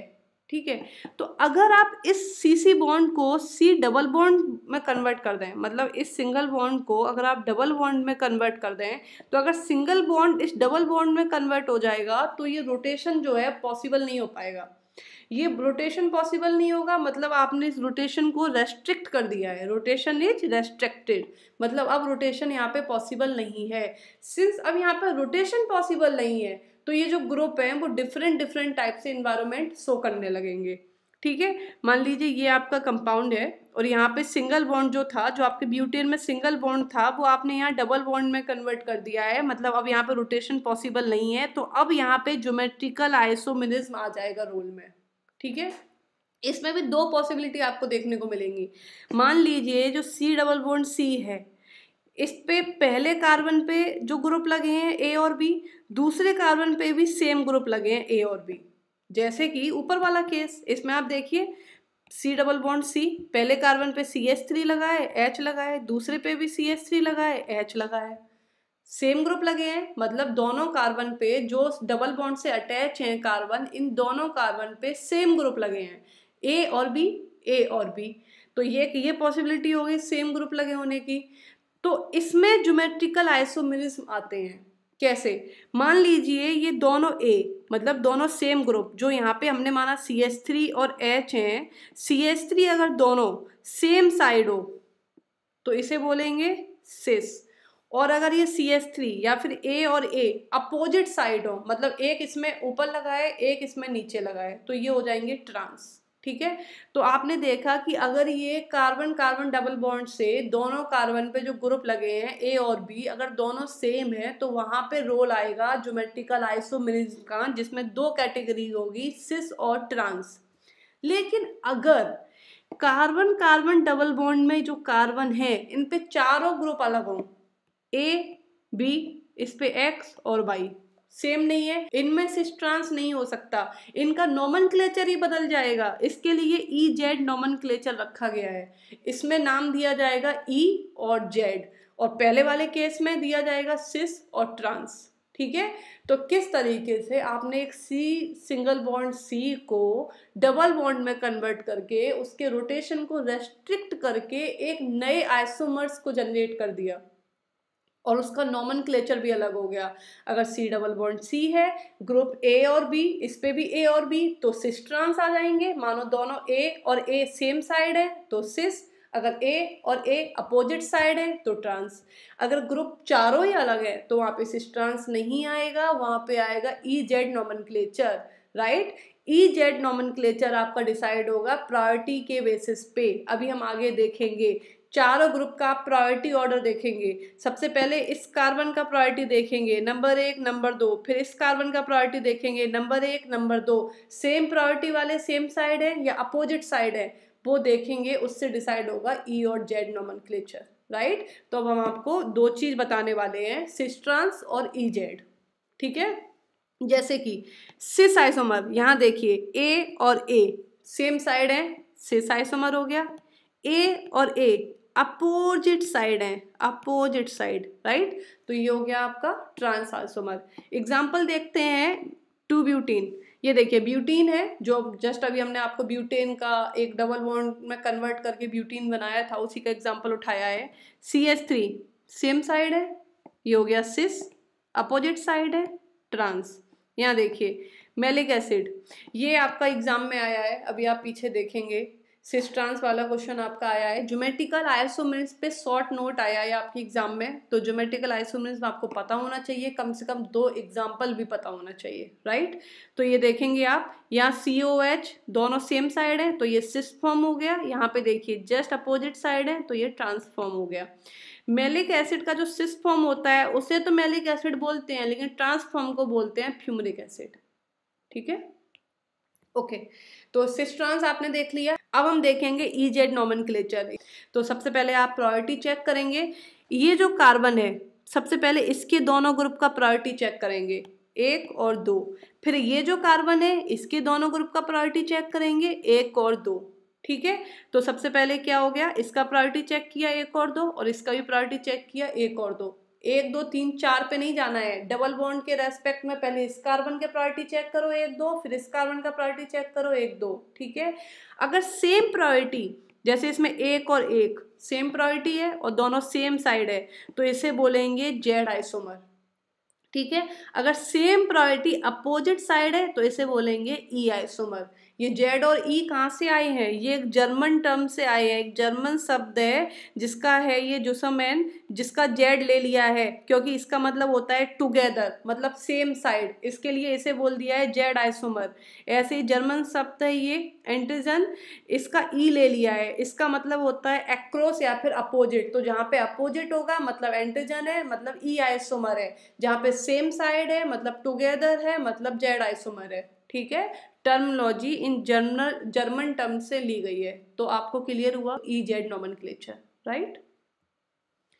ओके, अब हम स्टार्ट करने वाले हैं ऑप्टिकल आइसोमेरिज्म।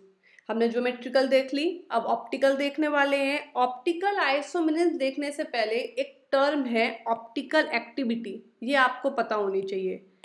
ऑप्टिकल एक्टिविटी क्या होती है, मान लीजिए आपके पास, आपको कोई एक कंपाउंड दे दिया, आपसे ये पूछा कि ऑप्टिकली एक्टिव है या नहीं। तो ऑप्टिकली एक्टिव देखने के लिए पहले तो अभी हम आगे कुछ रूल देखेंगे कि हमारा कंपाउंड का स्ट्रक्चर कैसा है, कायरल कार्बन है या नहीं, उसमें प्लेन तो प्रेजेंट नहीं है, वो सब चीज़ें बाद की हैं, वो सब चीज़ें मैनुअली हैं कि हम देख रहे हैं और उसके बेसिस पे बता रहे हैं। लेकिन अगर कोई कंपाउंड आपको दे दिया है और पूछा है कि ऑप्टिकली एक्टिव है या नहीं, तो एक इंस्ट्रूमेंट है जिसे जैसे बोलते हैं पोलरीमेट्री, ठीक है। ये एक इंस्ट्रूमेंट है पोलरीमीटर। इसमें क्या करेंगे, जो कंपाउंड आपको दिया है उसका सोल्यूशन बनाएंगे। उस सोल्यूशन को यहाँ पे एक इसकी ट्यूब होती है, एक सेल होती है इसकी इस टाइप से, उस सेल में इसको फिल कर देंगे, फिल करके इसमें इंसर्ट कर देंगे और हम इसको ऑपरेट करेंगे।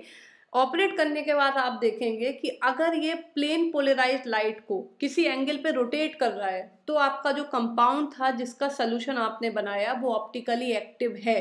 अगर ये कोई रोटेशन शो नहीं कर रहा है मतलब आपका कंपाउंड ऑप्टिकली एक्टिव नहीं है। हमें कैसे पता चलेगा कि रोटेट कर रहा है या नहीं रोटेट कर रहा है? एंगल दिखाता है। देखिए ये आपका इंस्ट्रूमेंट, ठीक है, ये आपका इंस्ट्रूमेंट है। सबसे पहले यहाँ पे आपका एक लाइट सोर्स लगा होता है, ये आपका लाइट सोर्स है, ठीक है। लाइट सोर्स जैसे कि आपका सोडियम लैंप हो सकता है, आपका मरकरी लैंप हो सकता है, टंगस्टन हैलोजन लैंप हो सकता है, मतलब कोई भी लाइट सोर्स है जिसकी लैंप बना के इस इंस्ट्रूमेंट में इंसर्ट की गई है, ठीक है। यहाँ हो गया सोर्स। अब उस सोर्स से जो लाइट निकलेगी उसमें सारे ऑक्सीलेशंस पॉसिबल होते हैं, मतलब उनमें जो वाइब्रेशंस हो रहे हैं वो उस प्लेन के परपेंडिकुलर जितना भी पॉसिबल है सारे डायरेक्शन में हो रहे होते हैं, सारे डायरेक्शन में, राइट, सारे डायरेक्शन में हो रहे होते हैं। फिर उसके बाद क्या होता है कि यहाँ पे एक फिल्टर लगाया जाता है, और फिल्टर लगाने के बाद एक पोलराइजर लगाया जाता है। ये एक टाइप के क्रिस्टल, निकोल क्रिस्टल या प्रिज्म वगैरह एक टाइप के क्रिस्टल होते हैं जो इस लाइट को, इस लाइट सोर्स से निकलने वाली लाइट को, जिसे हम अनपोलराइज्ड लाइट बोलते हैं क्योंकि वो सारे डायरेक्शन में ऑक्सीलेशन कर रही है, उसको फिल्टर करता है। और फिल्टर करने के बाद ऐसी लाइट को कि जो केवल एक ही डायरेक्शन में हो रही है, एक ही डायरेक्शन में और ऑक्सीलेट कर रही है, बस उस लाइट को हम यहाँ हमें ये दे देता है। मतलब हमारा लाइट सोर्स से जो लाइट निकली उसमें सारे डायरेक्शन में पॉसिबल थे, हमने फिल्टर लगाया, उसने सारे डायरेक्शन को हटा के केवल हमें एक डायरेक्शन वाली लाइट दे दी जिसे हम प्लेन पोलराइज्ड लाइट बोलते हैं। यहाँ पे हमको प्लेन पोलराइज्ड लाइट मिल गई, ठीक है। अब ये यहाँ पे हमको प्लेन पोलराइज लाइट मिल गई, ये देखिए यहाँ पे पोलराइजर लगा हुआ है, ये देखिए यहाँ पे पोलराइजर लगा हुआ है, ठीक है। यहाँ पे पोलराइज लाइट मिलने के बाद जो सैंपल हमने फिल किया था वहां से वो प्लेन पोलराइज लाइट पास हुई, और वो लाइट देखिए ये हमारे सैंपल से पास हो रही है। अगर ये लाइट, हमारा जो सैंपल है, इस लाइट को किसी एंगल पे रोटेट करा दे, ठीक है, जैसे कि मान लीजिए ये लाइट यहाँ से सीधी गई थी और ये देखिए यहाँ पे रोटेशन हो गया, इसका ऐसी गई थी और ऐसी हो गई है, मतलब ये हमारी प्लेन पोलराइज लाइट को हमारा सोल्यूशन रोटेट करा दे। हम मान रहे हैं कि उसने अल्फा एंगल पे रोटेट कराया जिससे हम रोटेशन एंगल मान रहे हैं, तो हम कहते हैं कि हमारा जो कंपाउंड है वो ऑप्टिकली एक्टिव है, ठीक है। तो कंक्लूजन ये है कि no rotation in plane polarise light, मतलब अगर प्लेन पोलराइज लाइट में कोई रोटेशन नहीं है तो हम कहेंगे हमारा जो कंपाउंड है वो ऑप्टिकली इनएक्टिव कंपाउंड है, ठीक है। अगर रोटेशन पॉसिबल है एट अल्फा एंगल तो हम कहेंगे हमारा जो कंपाउंड है वो ऑप्टिकली एक्टिव कंपाउंड है।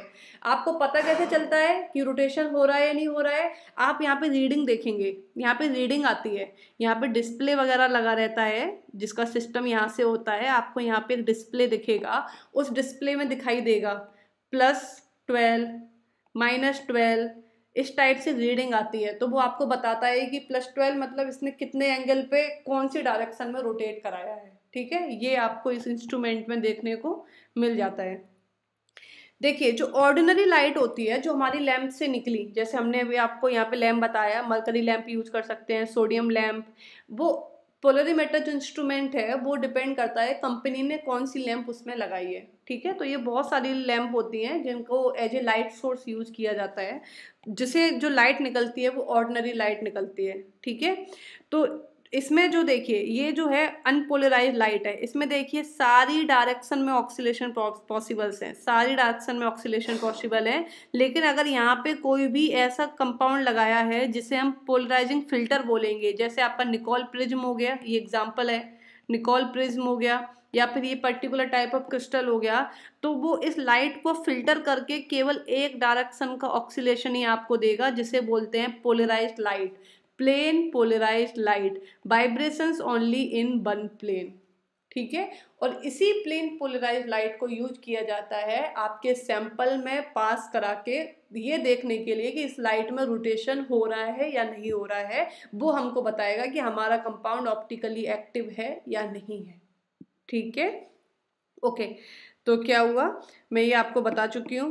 तो अब यहाँ पे कुछ टर्मिनोलॉजी देखिए, क्योंकि अभी आपको एक जो न्यूमेरिकल जनरली पूछे जाते हैं वो मैं आप डिस्कस करने वाली हूँ, इसलिए आप ये देखिए। आपने पोलरीमीटर देखा, पोलरीमीटर जस्ट अभी मैंने आपको इंस्ट्रूमेंट दिखाया, उसमें आपने एक सोल्यूशन बनाया आप अपने ऑप्टिकली एक्टिव कंपाउंड का। वो सोल्यूशन आप किसी कंसंट्रेशन का बनाएंगे, हम मान लेते हैं कि उसकी कंसंट्रेशन आपने ग्राम पर ml में ली है, हमने माना कि आपको जो कंपाउंड दिया था आपने ग्राम पर ml में उसकी कंसंट्रेशन का सोल्यूशन बनाया, उसको पोलोरीमीटर सेल ट्यूब में इंसर्ट किया। अब ये जो पोलोरीमीटर सैंपल सेल होती है इस टाइप की होती है, ये इसमें फिल करके सोल्यूशन को इंसर्ट किया जाता है इंस्ट्रूमेंट में, ठीक है। इसकी लेंथ है एल लेंथ है जो ली जाती है डेसीमीटर में। यूनिट क्यों बता रही हूँ, क्योंकि अभी अब जस्ट आप न्यूमेरिकल करोगे ना तो यूनिट आपको पता होनी चाहिए। कंसंट्रेशन आपने ली है ग्राम पर ml में, आपने लेंथ ली है डेसीमीटर में, और हमने माना कि जो एंगल जिस एंगल से रोटेशन हुआ है वो आपका अल्फा है, रोटेशन एंगल, ठीक है। क्वेश्चन आपसे पूछा जाता है this specific rotation of pure liquid, मतलब स्पेसिफिक रोटेशन आपसे पूछा जाता है। हमने माना कि कोई भी सोडियम लैंप आपने यूज की थी, sodium D light at temperature T°C Celsius, और स्पेसिफिक रोटेशन आपको बताना है। तो आप कैसे बताएंगे, ये फॉर्मूला होता है specific rotation of sodium lamp at T temperature equal to alpha upon L multiplied by C। Alpha क्या है, रोटेशन एंगल, आपका एल होगा डेसीमीटर में और सी होगा आपका ग्राम पर ml में, राइट। आपको कोई भी क्वेश्चन दिया जाएगा उसमें आपको एल दी जाएगी, एल डिफरेंट यूनिट में दी जा सकती है, वो सेंटीमीटर में दे सकते हैं, वो डेसीमीटर में भी दे सकते हैं, लेकिन आपको हमेशा डेसीमीटर में ही रखना है। अगर सेंटीमीटर में दिया है तो डेसीमीटर में चेंज करो तब पुट करो, ठीक है। और कंसंट्रेशन वो ग्राम पर लीटर में दे सकते हैं या किसी भी यूनिट में दे सकते हैं, लेकिन उसे आपको चेंज करना पड़ेगा ग्राम पर ml में। उसके बाद ही आप इस फॉर्मूले में अपनी वैल्यूज को पुट कर सकते हैं। अल्फा की वैल्यू वो दे रखेंगे कि कितने अल्फे पे रोटेट हुई है, उसके बाद स्पेसिफिक रोटेशन आप क्लियरली निकाल सकते हैं, ठीक है। मान लीजिए अगर हमने माना कि हमने जो है m ग्राम, मतलब जो हमारे कंपाउंड हमने लिया है, हमने माना कि m ग्राम ऑफ सब्सटेंस हमने लिया है, ठीक है। उसको डिसॉल्व किया है 100 ml ऑफ सॉल्वेंट में। सोल्यूशन बना रहे हो ना भाई, पोलोरीमीटर में जो सेल में भरोगे सोल्यूशन ही तो भरोगे, आपको तो हाथ में कंपाउंड दे दिया है, कंपाउंड ले लिया आपने, उसका सोल्यूशन आपको बनाना है, कंसंट्रेशन आपको पता होनी चाहिए आपने कितनी कंसंट्रेशन की बनाई है, तभी तो आप आगे रीडिंग लोगे, आगे प्रोसेस करोगे। हमने माना कि हमने m ग्राम ऑफ सब्सटेंस लिया, लेकिन उसे डिसॉल्व कर दिया 100 ml में। 100 ml में आप उसे डिसॉल्व कर रहे हैं, लेकिन हमें कंसंट्रेशन चाहिए ग्राम पर ml में, 100 ml में नहीं चाहिए। तो 1 ml में कितना हो जाएगा, C/100। तो जब भी आप इसमें कन्वर्जन करेंगे तो ये आ जाएगा फॉर्मूला। अब ये जो आप कंसंट्रेशन रखेंगे उसे आप ग्राम पर 100 ml में रख सकते हैं, क्योंकि यहाँ पे ऑलरेडी उसका कन्वर्टिंग फैक्टर आ गया है।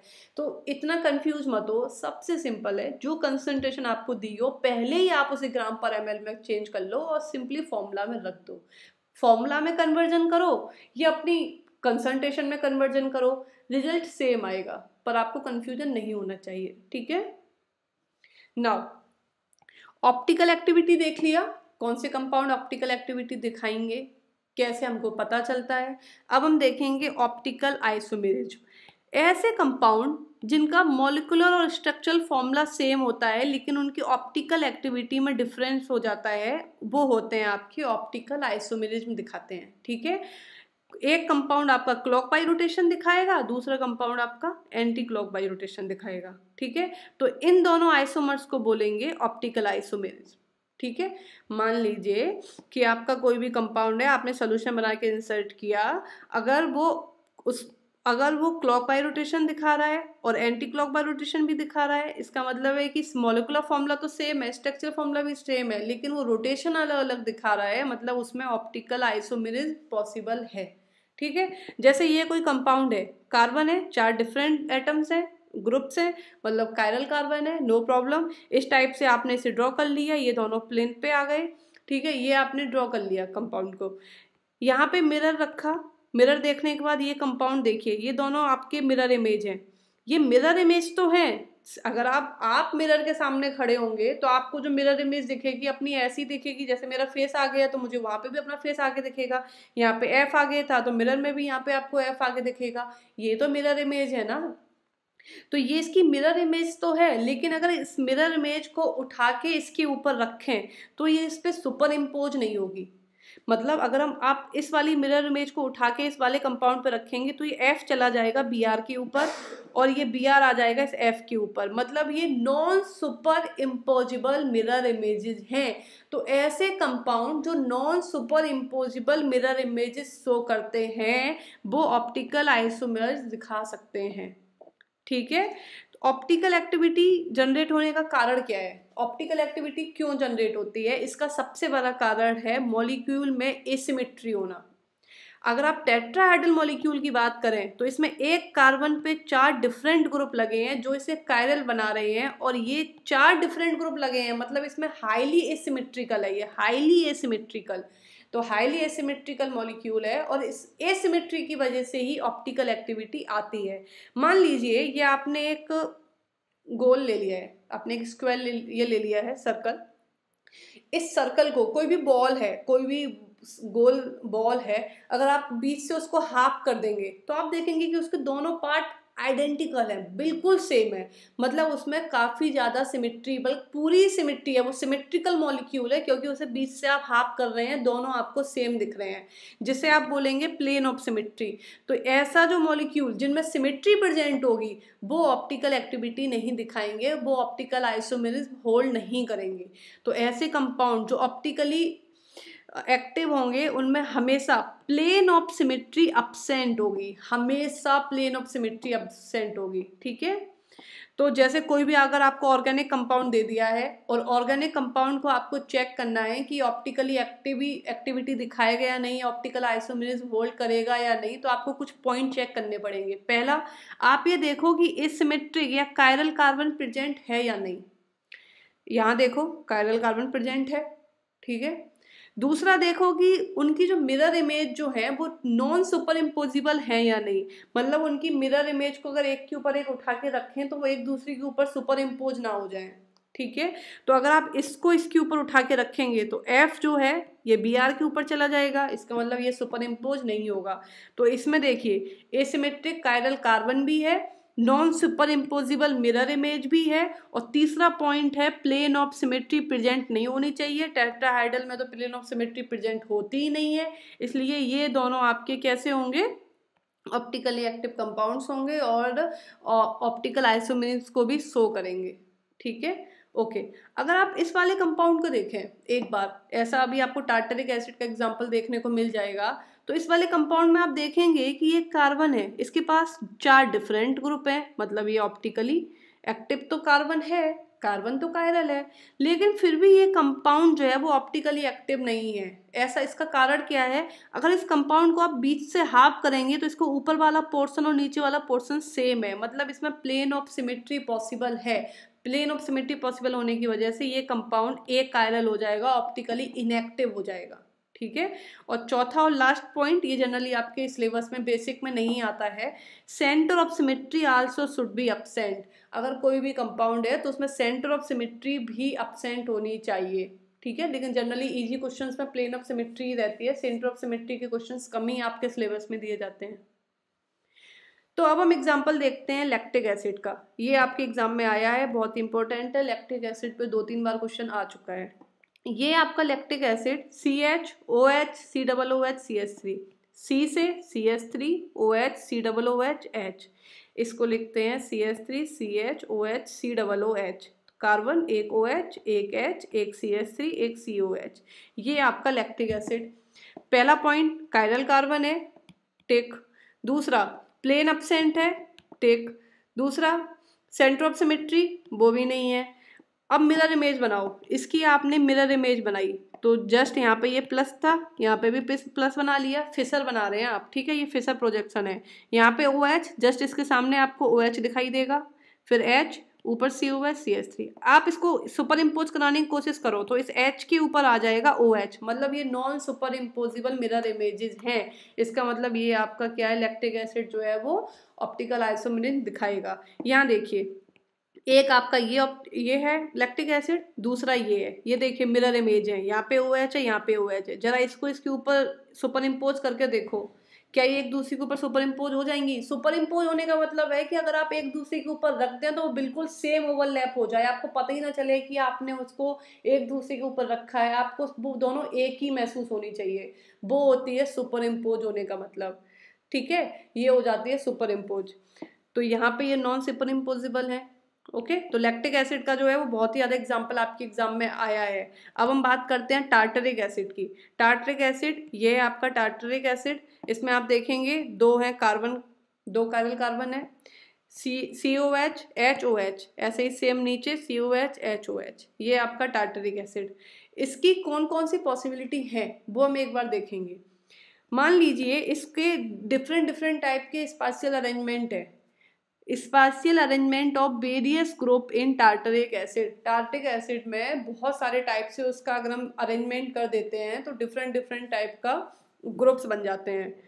क्यों भाई, आप ये बताइए, आप ऑप्टिकल आइसोमेरिज्म देख रहे हैं तो उनका मॉलिक्यूलर फॉर्मूला तो सेम होगा। अगर आपको टार्टरिक एसिड दे दिया जाए, उनमें number of carbon, number of hydrogen, number of oxygen अगर आप देखें तो वो तो सेम ही होंगे। जब मॉलिक्यूलर फॉर्मूला सेम है और आप उसकी अरेंजमेंट करेंगे तो यहाँ पे इतने सारे टाइप से अरेंजमेंट पॉसिबल है। मान लीजिए पहला कार्बन में यहाँ H है, यहाँ OH है, दूसरे में यहाँ OH आ जाए, H हो जाए, तो अरेंजमेंट डिफरेंट हो गया। इसमें देखिए यहाँ का H इधर साइड आ जाए, तो अरेंजमेंट डिफरेंट डिफरेंट है। इस टाइप से आप टार्टरिक एसिड को ड्रॉ करेंगे। ठीक है, अब आप ये देखिए, ये जो कंपाउंड है, इस कंपाउंड में जब आप रोटेशन देखते हैं तो ये क्लॉक वाइज रोटेशन दिखाता है। ये दिखाता है क्लॉक वाइज। इसका सोल्यूशन बना के जब आप पोलोरीमीटर में देखते हैं तो ये क्लॉक वाइज रोटेशन कराता है। क्लॉक वाइज रोटेशन जो कराते हैं उन्हें बोलते हैं डेस्ट्रो रोटेटरी, उन्हें बोलते हैं डेस्ट्रो रोटेटरी। ठीक है, डेस्ट्रो रोटेटरी यहाँ पे प्लस टार्टरिक एसिड। अब अगर आप इसका थोड़ा सा अरेंजमेंट चेंज कर दें, मतलब इस OH को इधर ले आए और इस H को इधर ले आए, थोड़ा सा चेंज कर दिया, तो अगर आप इसका सोल्यूशन अगर आप बना के डालेंगे तो इसका सोल्यूशन आपका क्या देगा, एंटी क्लॉकवाइज रोटेशन देगा। तो ये हो जाएगा आपका लीवो रोटेटरी। तो ये हो गया आपका माइनस टार्टरिक एसिड। तो ये आपका डेस्टो रोटेटरी है, ये आपका लीवो रोटेटरी है। अगर आपको इन दोनों का 50-50% मिल जाए, डेस्ट्रो का 50% और लीवो का भी 50%, दोनों अगर आपको मिल रहे हैं तो ये हो जाएगा आपका रेसमिक टार्टरिक एसिड। ये इनएक्टिव होगा। क्यों इनएक्टिव क्यों होगा भाई? आपका डेस्टो रोटेटरी क्लॉकवाइज रोटेट करवा रहा है और आपका laevorotatory anticlockwise rotate करा रहा है, तो ये दोनों रोटेशन जो है वो एक दूसरे को कैंसिल आउट कर देंगे और आपको कोई भी रोटेशन मिलेगा ही नहीं। तो ये हो जाएगा आपका inactive by external compensation. External compensation मतलब ऊपर वाले के रोटेशन ने नीचे वाले के रोटेशन को, ऊपर वाले कार्बन के रोटेशन ने नीचे वाले कार्बन के रोटेशन को, नो सॉरी, ये डेस्ट्रो रोटेटरी के रोटेशन ने जो क्लॉक वाइज था, लीवो रोटेटरी के रोटेशन को जो एंटी क्लॉक वाइज था, उन दोनों ने एक दूसरे को कैंसिल आउट कर दिया और कैंसिल आउट करके इनएक्टिव कर दिया। तो ये हो गया आपका एक्सटर्नल कंपनसेशन, राइट। अब एक और पॉसिबिलिटी है, जहां जिस कार्बन में यहाँ H, इधर भी H, OH H। अब इसमें आप देखो, इसमें प्लेन ऑफ सिमेट्री आ गई है। तो ये टार्टरिक एसिड, लेकिन इसमें प्लेन ऑफ सिमेट्री आ गई। प्लेन ऑफ सिमेट्री आ गई तो इसे बोलेंगे मीजो। और प्लेन ऑफ सिमेट्री होने के मतलब है ये भी इनएक्टिव मॉलिक्यूल हो गया है। पर इसमें कौन सा कंपनसेशन है? इसमें है इंटरनल। इंटरनल क्यों बोल रही हूँ? क्योंकि एक ही मॉलिक्यूल के अंदर ऊपर वाला कार्बन क्लॉकवाइज और नीचे वाला कार्बन एंटी क्लॉकवाइज, तो दोनों एक ही मॉलिक्यूल के अंदर दो कार्बन डिफरेंट डिफरेंट टाइप का रोटेशन करके एक दूसरे के रोटेशन को कैंसिल आउट कर रहे हैं, इसलिए ये इंटरनल कंपनसेशन। तो meso compound is inactive because of internal compensation and this racemic mixture is inactive because of external compensation, right. Now tartaric acid देख लिया, उसका एग्जाम्पल भी बहुत बार आया है, काफ़ी बार क्वेश्चन में। लैक्टिक एसिड और टार्टरिक एसिड से तो काफ़ी क्वेश्चन आया है। ठीक है, स्पेशली जो लॉन्ग क्वेश्चन लिखने के लिए आता है तो आपको उनके सारे अरेंजमेंट ड्रॉ करने पड़ेंगे और आपको डिस्कस करना पड़ेगा, जैसा कि हमने डिस्कस किया है। अब देखते हैं इनांशियोमर्स एंड डायस्टोमर्स। इनांशियोमर और डायस्टोमर्स, मान लीजिए अगर आपको दो स्ट्रक्चर दे दिए, मान लीजिए एग्जाम में ये दोनों ही ड्रॉ करके दे दिए, बताइए कि आप ये इनांशियोमर या डायस्टोमर्स हैं।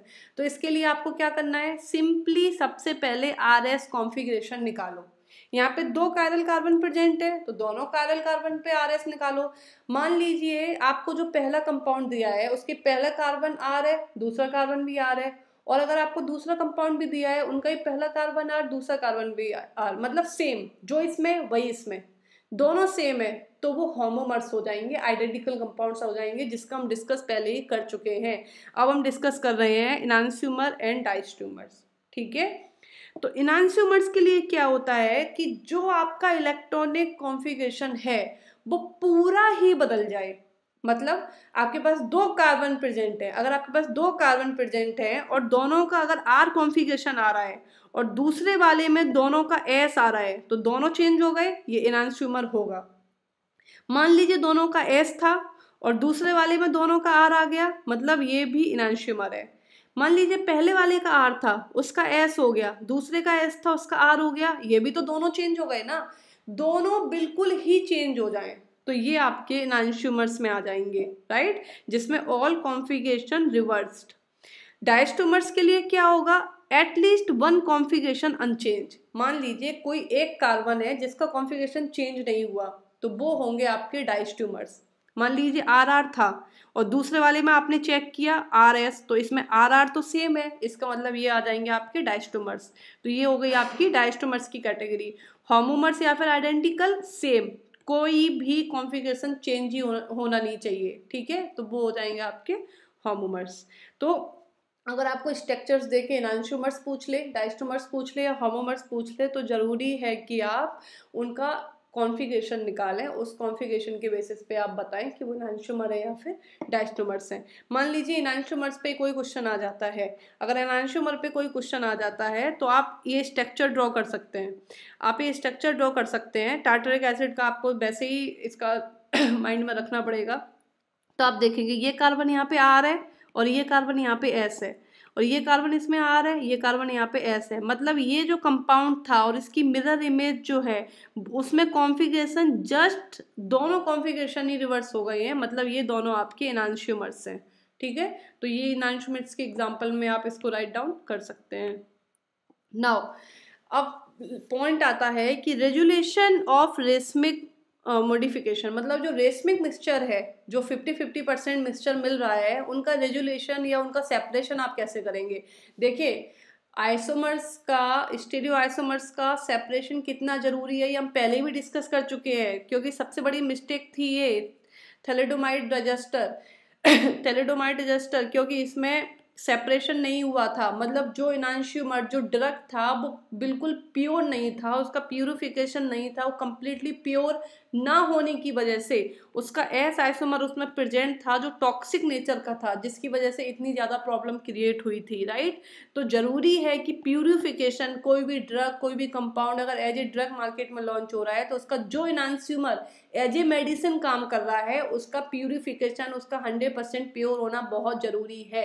अगर उसका कोई और आइसोमर उसमें प्रेजेंट है और उसका नेचर टॉक्सिक है तो प्यूरिफिकेशन और भी ज़्यादा इंपॉर्टेंट हो जाता है, राइट।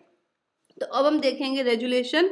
रेजुलेशन का मतलब होता है separation of racemic mixture into constituent enantiomers, मतलब आपके पास रेसमिक मिक्सचर है, मतलब 50% आर है और 50% एस है, तो इनमें आप सेपरेट कैसे करेंगे, मतलब आर को और एस को दोनों को सेपरेट कैसे करेंगे, वो अब हम इसको देखेंगे। ये क्वेश्चन आपके एग्जाम में आया है, इस पे भी शॉर्ट नोट आया है, ठीक है। कोई दो मेथड आपसे पूछे थे for the resolution of racemic mixture. तो सबसे पहला जो मेथड है वो हम देखेंगे ये बायोकेमिकल मेथड। बायोकेमिकल मेथड्स कुछ ड्रॉबैक है, लेकिन फिर भी हम इसको देख लेते हैं, ड्रॉबैक भी डिस्कस कर लेंगे। बायोकेमिकल मेथड में क्या होता है, हमें जो रेसमिक मिक्सचर दिया है हमने उसका सोल्यूशन बनाया और सोल्यूशन को इस टाइप से इसमें रख लिया, ये रेसमिक मिक्सचर का सोल्यूशन है। इसमें एक सर्टेन टाइप ऑफ बैक्टीरिया या फिर मॉड्यूल्स को रखा जाता है और इसमें ग्रो करवाया जाता है, मतलब ये आपने सोल्यूशन रख लिया रेसमिक मिक्सचर का और इसमें एक सर्टेन या स्पेसिफिक टाइप ऑफ बैक्टीरिया को ग्रो करवाया जा रहा है। उस बैक्टीरिया को क्यों ग्रो करवाया जा रहा है, क्योंकि ये जो बैक्टीरिया है ये एक पर्टिकुलर इनांशियोमर को डिस्ट्रॉय करने की कैपेसिटी रखता है। These bacteria can destroy one enantiomer selectively than other. मान लीजिए ये रेसमिक मिक्सचर था, 50% आर 50% एस है, हमने इसमें एक पर्टिकुलर बैक्टीरिया ग्रो करवाया और वो बैक्टीरिया एक पर्टिकुलर कॉन्फ़िगरेशन, पर्टिकुलर इनांशियोमर को डिस्ट्रॉय करने की कैपेसिटी रखता है। मान लीजिए वो आर को डिस्ट्रॉय करने की कैपेसिटी रखता है, तो बैक्टीरिया क्या करेगा, ग्रो करके आर वाले को खत्म कर देगा, केवल एस वाले को छोड़ेगा। इसका मतलब हमारा प्योर हो गया, हमारे पास केवल एस आ गया।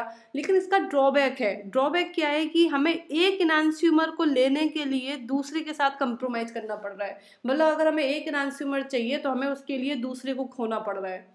तो ये बहुत बड़ा ड्रॉबैक है, क्योंकि ऐसे तो काफ़ी लॉस हो जाएगा। प्लस पॉइंट तब हो, मान लीजिए दो इनांस्यूमर हैं और दोनों अलग अलग मेडिसिनल प्रॉपर्टी रख रहे हैं, ठीक है, तो बहुत बढ़िया है अगर दोनों को इक्वल अमाउंट में सेपरेट कर लिया जाए, जिससे क्या होगा कि दोनों सेपरेट भी हो गए, हमें क्वांटिटी भी मिल गई, और दोनों एज ए ड्रग काम कर रहे हैं तो उनको दोनों को अलग अलग यूज किया जा सकता है।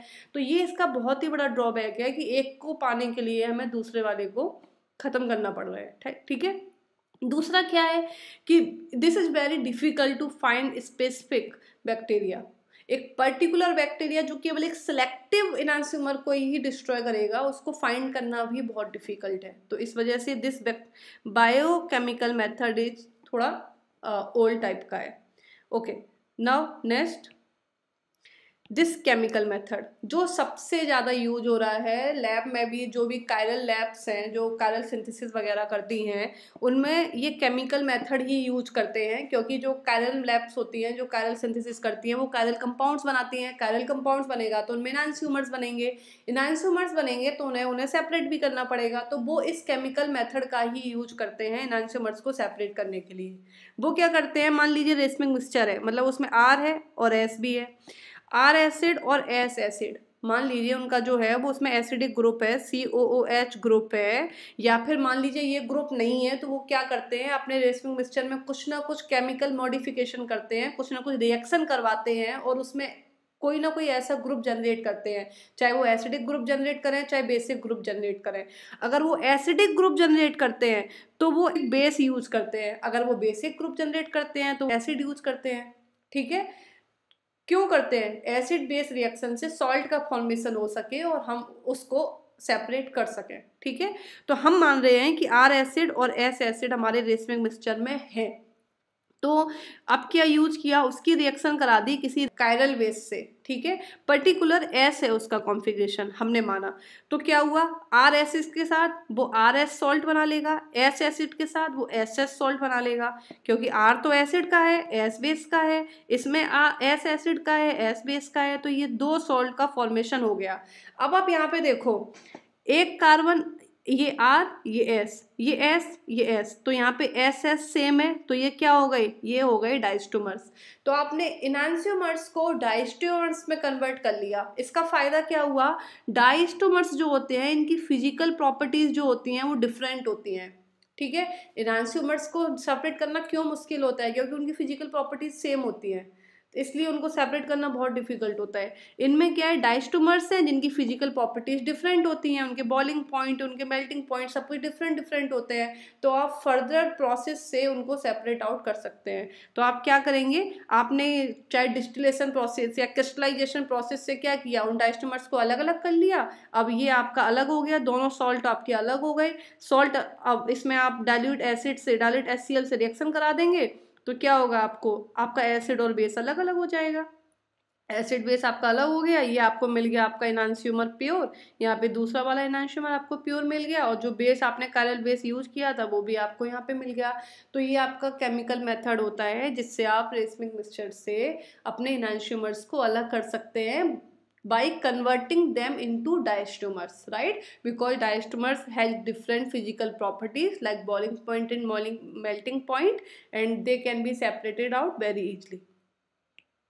Okay, now the third method is preferential crystallization by inoculation. इसमें क्या करते हैं आप, आपका जो रेसमिंग मिक्सचर है उसका सोल्यूशन बनाया, वो भी सुपर सैचुरेटेड सोल्यूशन।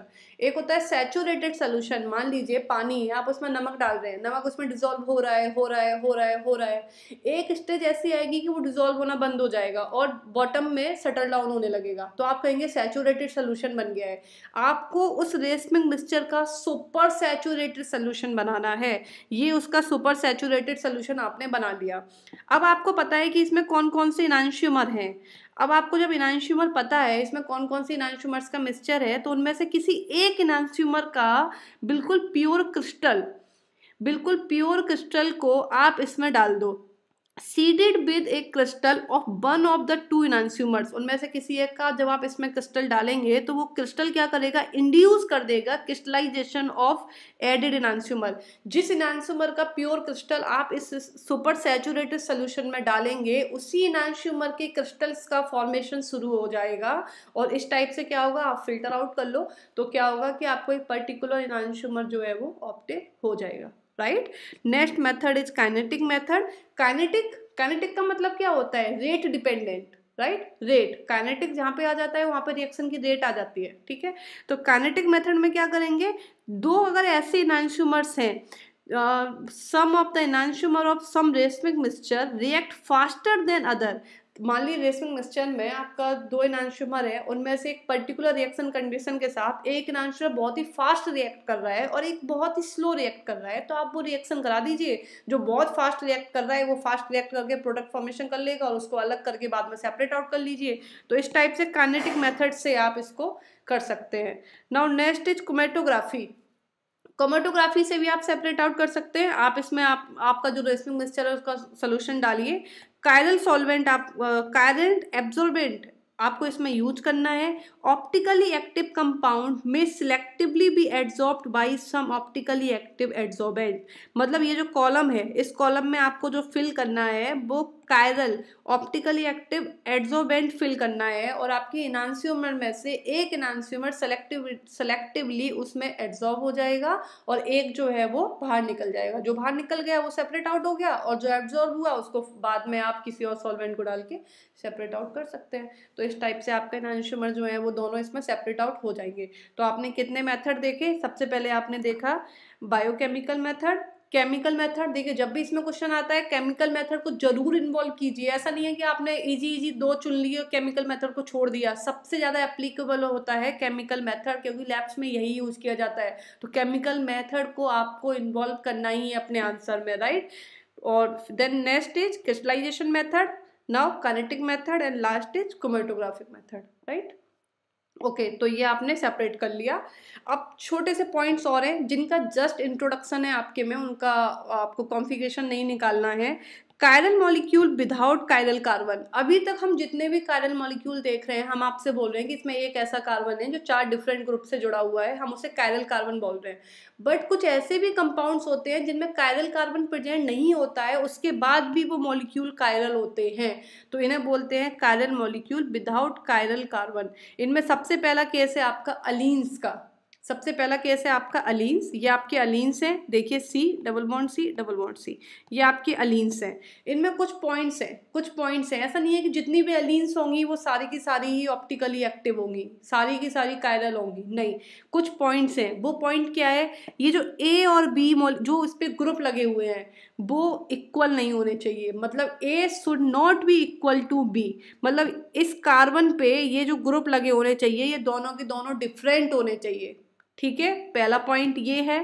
दूसरा, ये जो डबल बॉन्ड है ये even number of double bond होने चाहिए, तभी क्या होगा, ये ऑप्टिकली एक्टिव होगी, ठीक है। कारण क्या है, जब ये even number of double bonds होते हैं तो इस अलीन्स के जो प्लेन्स होते हैं वो क्या होते हैं, परपेंडिकुलर हो जाते हैं। जैसे ये प्लेन है एक और एक ये प्लेन है, ये प्लेन एक दूसरे के परपेंडिकुलर है जिसकी वजह से इनमें प्लेनरिटी नहीं आती है और ये कायरल हो जाते हैं। अगर इनके डबल बॉन्ड्स जो होंगे वो ऑड नंबर हो जाएंगे, 3 हो गए, 5 हो गए, ऑड नंबर डबल बॉन्ड अगर हो जाएंगे, जैसे ये डबल बॉन्ड है तो ऑड नंबर डबल बॉन्ड होने की वजह से इनमें जो प्लेन्स पास होते हैं वो प्लेन्स जो है वो एक ही प्लेन में आ जाते हैं और इनमें प्लेन ऑफ सिमेट्री प्रेजेंट हो जाती है और ये मॉलिक्यूल एक कायरल होते हैं। तो जब भी अलीन्स की बात हो तो केवल वही अलीन्स जिसमें A should not be equal to B और even number of double bonds होने चाहिए, केवल वही अलीन्स ऑप्टिकली एक्टिव होंगी, कायरल होंगी, राइट।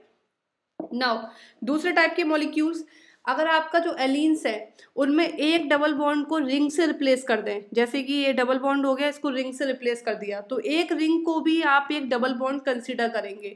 तो इस टाइप के कंपाउंड्स जो है वो भी आपके ऑप्टिकली एक्टिव होंगे। तो इसमें रिंग प्लस डबल बॉन्ड दोनों को काउंट करना है और वो इवन नंबर होना चाहिए, ठीक है। तो इसमें एक रिंग है, एक डबल बॉन्ड है, टोटल 2 है, जो इवन नंबर है मतलब ये ऑप्टिकली एक्टिव होगी। और ग्रुप भी आप देखेंगे आपके अलग अलग हैं, कोई प्रॉब्लम नहीं है। थर्ड केस आपका आता है स्पाइरो कंपाउंड्स, ठीक है। स्पाइरो कंपाउंड्स मतलब जिनमें दोनों रिंग होगी, वो भी टोटल नंबर ऑफ रिंग्स जो है इसमें भी इवन होनी चाहिए, जैसे अलीन्स के केस में था, ठीक है। तो देखो 1 रिंग 2 रिंग, ओके, ग्रुप भी अलग अलग है, तो ये भी आपका कैसा होगा, कायरल होगा। आपके अलीन्स हो गए, आपकी स्पाइरेंस हो गए, ये सारे क्यों होते हैं कायरल, ये क्वेश्चन आ जाता है। ये कायरल क्यों होते हैं, because of chiral axis. These are not chiral because of chiral carbon, these are chiral because of chiral axis, right. Okay, now third case is biphenyls. Biphenyls भी आपके कायरल होते हैं बिकॉज ऑफ कायरल एक्सिस, ठीक है। इनमें भी कुछ point है, आपका ए और बी सेम नहीं होने चाहिए, राइट, सेम नहीं होने चाहिए। दूसरा, ए और बी बल्कि होने चाहिए, बहुत ही ज्यादा बल्कि होने चाहिए। एच और एफ अगर लगे हुए हैं, इन्हें आप बल्कि कंसिडर नहीं करेंगे। हाइड्रोजन तो छोटा सा होता है, मतलब इन्हें आप बल्कि ग्रुप में कंसिडर नहीं करेंगे। बल्कि ग्रुप में आपका COH आ गया, NO2 आ गया, ये आपके बल्कि ग्रुप है। जरूरत क्या है बल्कि ग्रुप कराने की, अगर ये ए और बी सेम हो जाएंगे तो यहाँ पे प्लेनरिटी आ जाएगी, और अगर ये ग्रुप बल्कि नहीं होंगे तब भी ये प्लेनरिटी आ जाएगी। जैसे ये देखिए, ये रिंग आपके जो है इसमें एक जो आपकी फिनाइल रिंग है वो प्लेन में है, और दूसरी बाइफिनाइल रिंग है वो आउट ऑफ प्लेन है। ये देखिए, ये यहाँ पे डैश पे और यहाँ पे सॉलिड पे क्यों बनाया गया है, क्योंकि ये जो रिंग है ये आपकी आउट ऑफ प्लेन है। आउट ऑफ प्लेन इसलिए करवाई जा रही है प्लेनरिटी खत्म करने के लिए। अगर प्लेनरिटी हो जाएगी तो कायरल नहीं होगा। तो ये कायरल है बिकॉज ऑफ कायरल एक्सिस, और ए और बी इक्वल नहीं होने चाहिए और बल्कि होने चाहिए, क्योंकि उनमें जो है वो प्लेनरिटी ना आए, ठीक है। मैंने इसका मिरर इमेज नहीं बनवाया है, सिंस ये कायरल है तो यहाँ पे इसका मिरर इमेज भी बनेगा, यहाँ पे इसका मिरर इमेज भी बनेगा सेम ऐसा ही। तब आप आइडेंटिफाई करेंगे, अरे हाँ ये तो ऑप्टिकली एक्टिव कंपाउंड्स है। मैंने यहाँ पे मिरर इमेज नहीं बनाया है, क्योंकि मुझे जस्ट इंट्रोड्यूस करना है कि कौन कौन से कंपाउंड्स ऐसे होते हैं जो कायरल होते हैं without having chiral carbon, right. Now chiral due to chiral plane, ये हैं आपके ऐसे कंपाउंड जो कायरल प्लेन की वजह से कायरल होते हैं। इसका सबसे अच्छा एग्जांपल है आपका ट्रांससाइक्लोऑक्टीन। ये आपका ट्रांससाइक्लोऑक्टीन है, यहाँ पे इसकी मिरर इमेज भी आप ड्रॉ करेंगे, ठीक है। तो ये आपका, इसका सिस फॉर्म नहीं होता है, केवल ट्रांसफॉर्म होता है। केवल ट्रांसफॉर्म इसका क्या होता है, ऑप्टिकली एक्टिव होता है बिकॉज ऑफ कायरल प्लेन, ठीक है। एक ये कंपाउंड्स होते हैं जिनका मैंने रफली, जैसे DNA हो गया, जिनका हेलिकल स्ट्रक्चर्स होता है, वो भी ऑप्टिकली एक्टिव होते हैं। कायरलिटी होती है due to helicity, okay. So that's all about lecture. Question देख लेते हैं, सारे क्वेश्चन हम डिस्कस कर ही चुके हैं, एक बार रिव्यू ले लेते हैं। Write down on the following. Geometrical isomerism हम डिस्कस कर चुके हैं, किस टाइप से C डबल बॉन्ड C के रोटेशन को रेस्ट्रिक्ट कराया डबल बॉन्ड में कन्वर्ट करके, और आपने देखा कि अगर A और B दोनों कार्बन पे A B सेम है तो वो सिस ट्रांस देंगे वरना EZ देंगे, राइट। तो ज्योमेट्रिकल आइसोमेरिज्म हम डिस्कस कर चुके हैं, क्यों जनरेट हुई, कौन कौन सी पॉसिबिलिटी है, और एग्जाम्पल भी हमने आपको बता दिया है। 2-ब्यूटीन का एग्जाम्पल हमने आपको दिया था, ठीक है। ऑप्टिकल आइसोमेरिज्म में हम आपको बता चुके हैं कौन कौन से कंपाउंड ऑप्टिकली एक्टिव होते हैं। अगर आपको कंपाउंड दिया है उसका मिरर इमेज आप बनाएंगे, मिरर इमेज बनाने के बाद आप देखेंगे उनका सुपर इम्पोजिबल मिरर इमेज होना चाहिए, और कंपाउंड में कायरल कार्बन होना चाहिए, प्लेन प्रेजेंट नहीं होना चाहिए, तो वो ऑप्टिकली एक्टिव कंपाउंड हो जाएंगे। ऑप्टिकल आइसोमेरिज्म दिखाएंगे। आप इसके लिए एग्जाम्पल दे सकते हैं, आप टार्टरिक एसिड का इसके लिए एग्जाम्पल ईजिली दे सकते हैं, आप लैक्टिक एसिड का एग्जाम्पल दे सकते हैं, ठीक है। एनांसोमर्स हम आपसे डिस्कस कर चुके हैं। एनांसोमर्स, आप टार्टरिक एसिड का एग्जांपल दे दीजिए, इसमें उनके एनांसोमर्स बना दीजिए, उनका कॉन्फ़िगरेशन जरूर निकालिए। कॉन्फ़िगरेशन आप राइट डाउन करिए, पहले कार्बन का दूसरे कार्बन का मिरर इमेज बनाइए, उनका कॉन्फ़िगरेशन निकालिए, बताइए कि कॉन्फ़िगरेशन जस्ट अपोजिट हो रहे हैं, जस्ट रिवर्स हो रहे हैं, मतलब दीज आर एनांसोमर्स, राइट।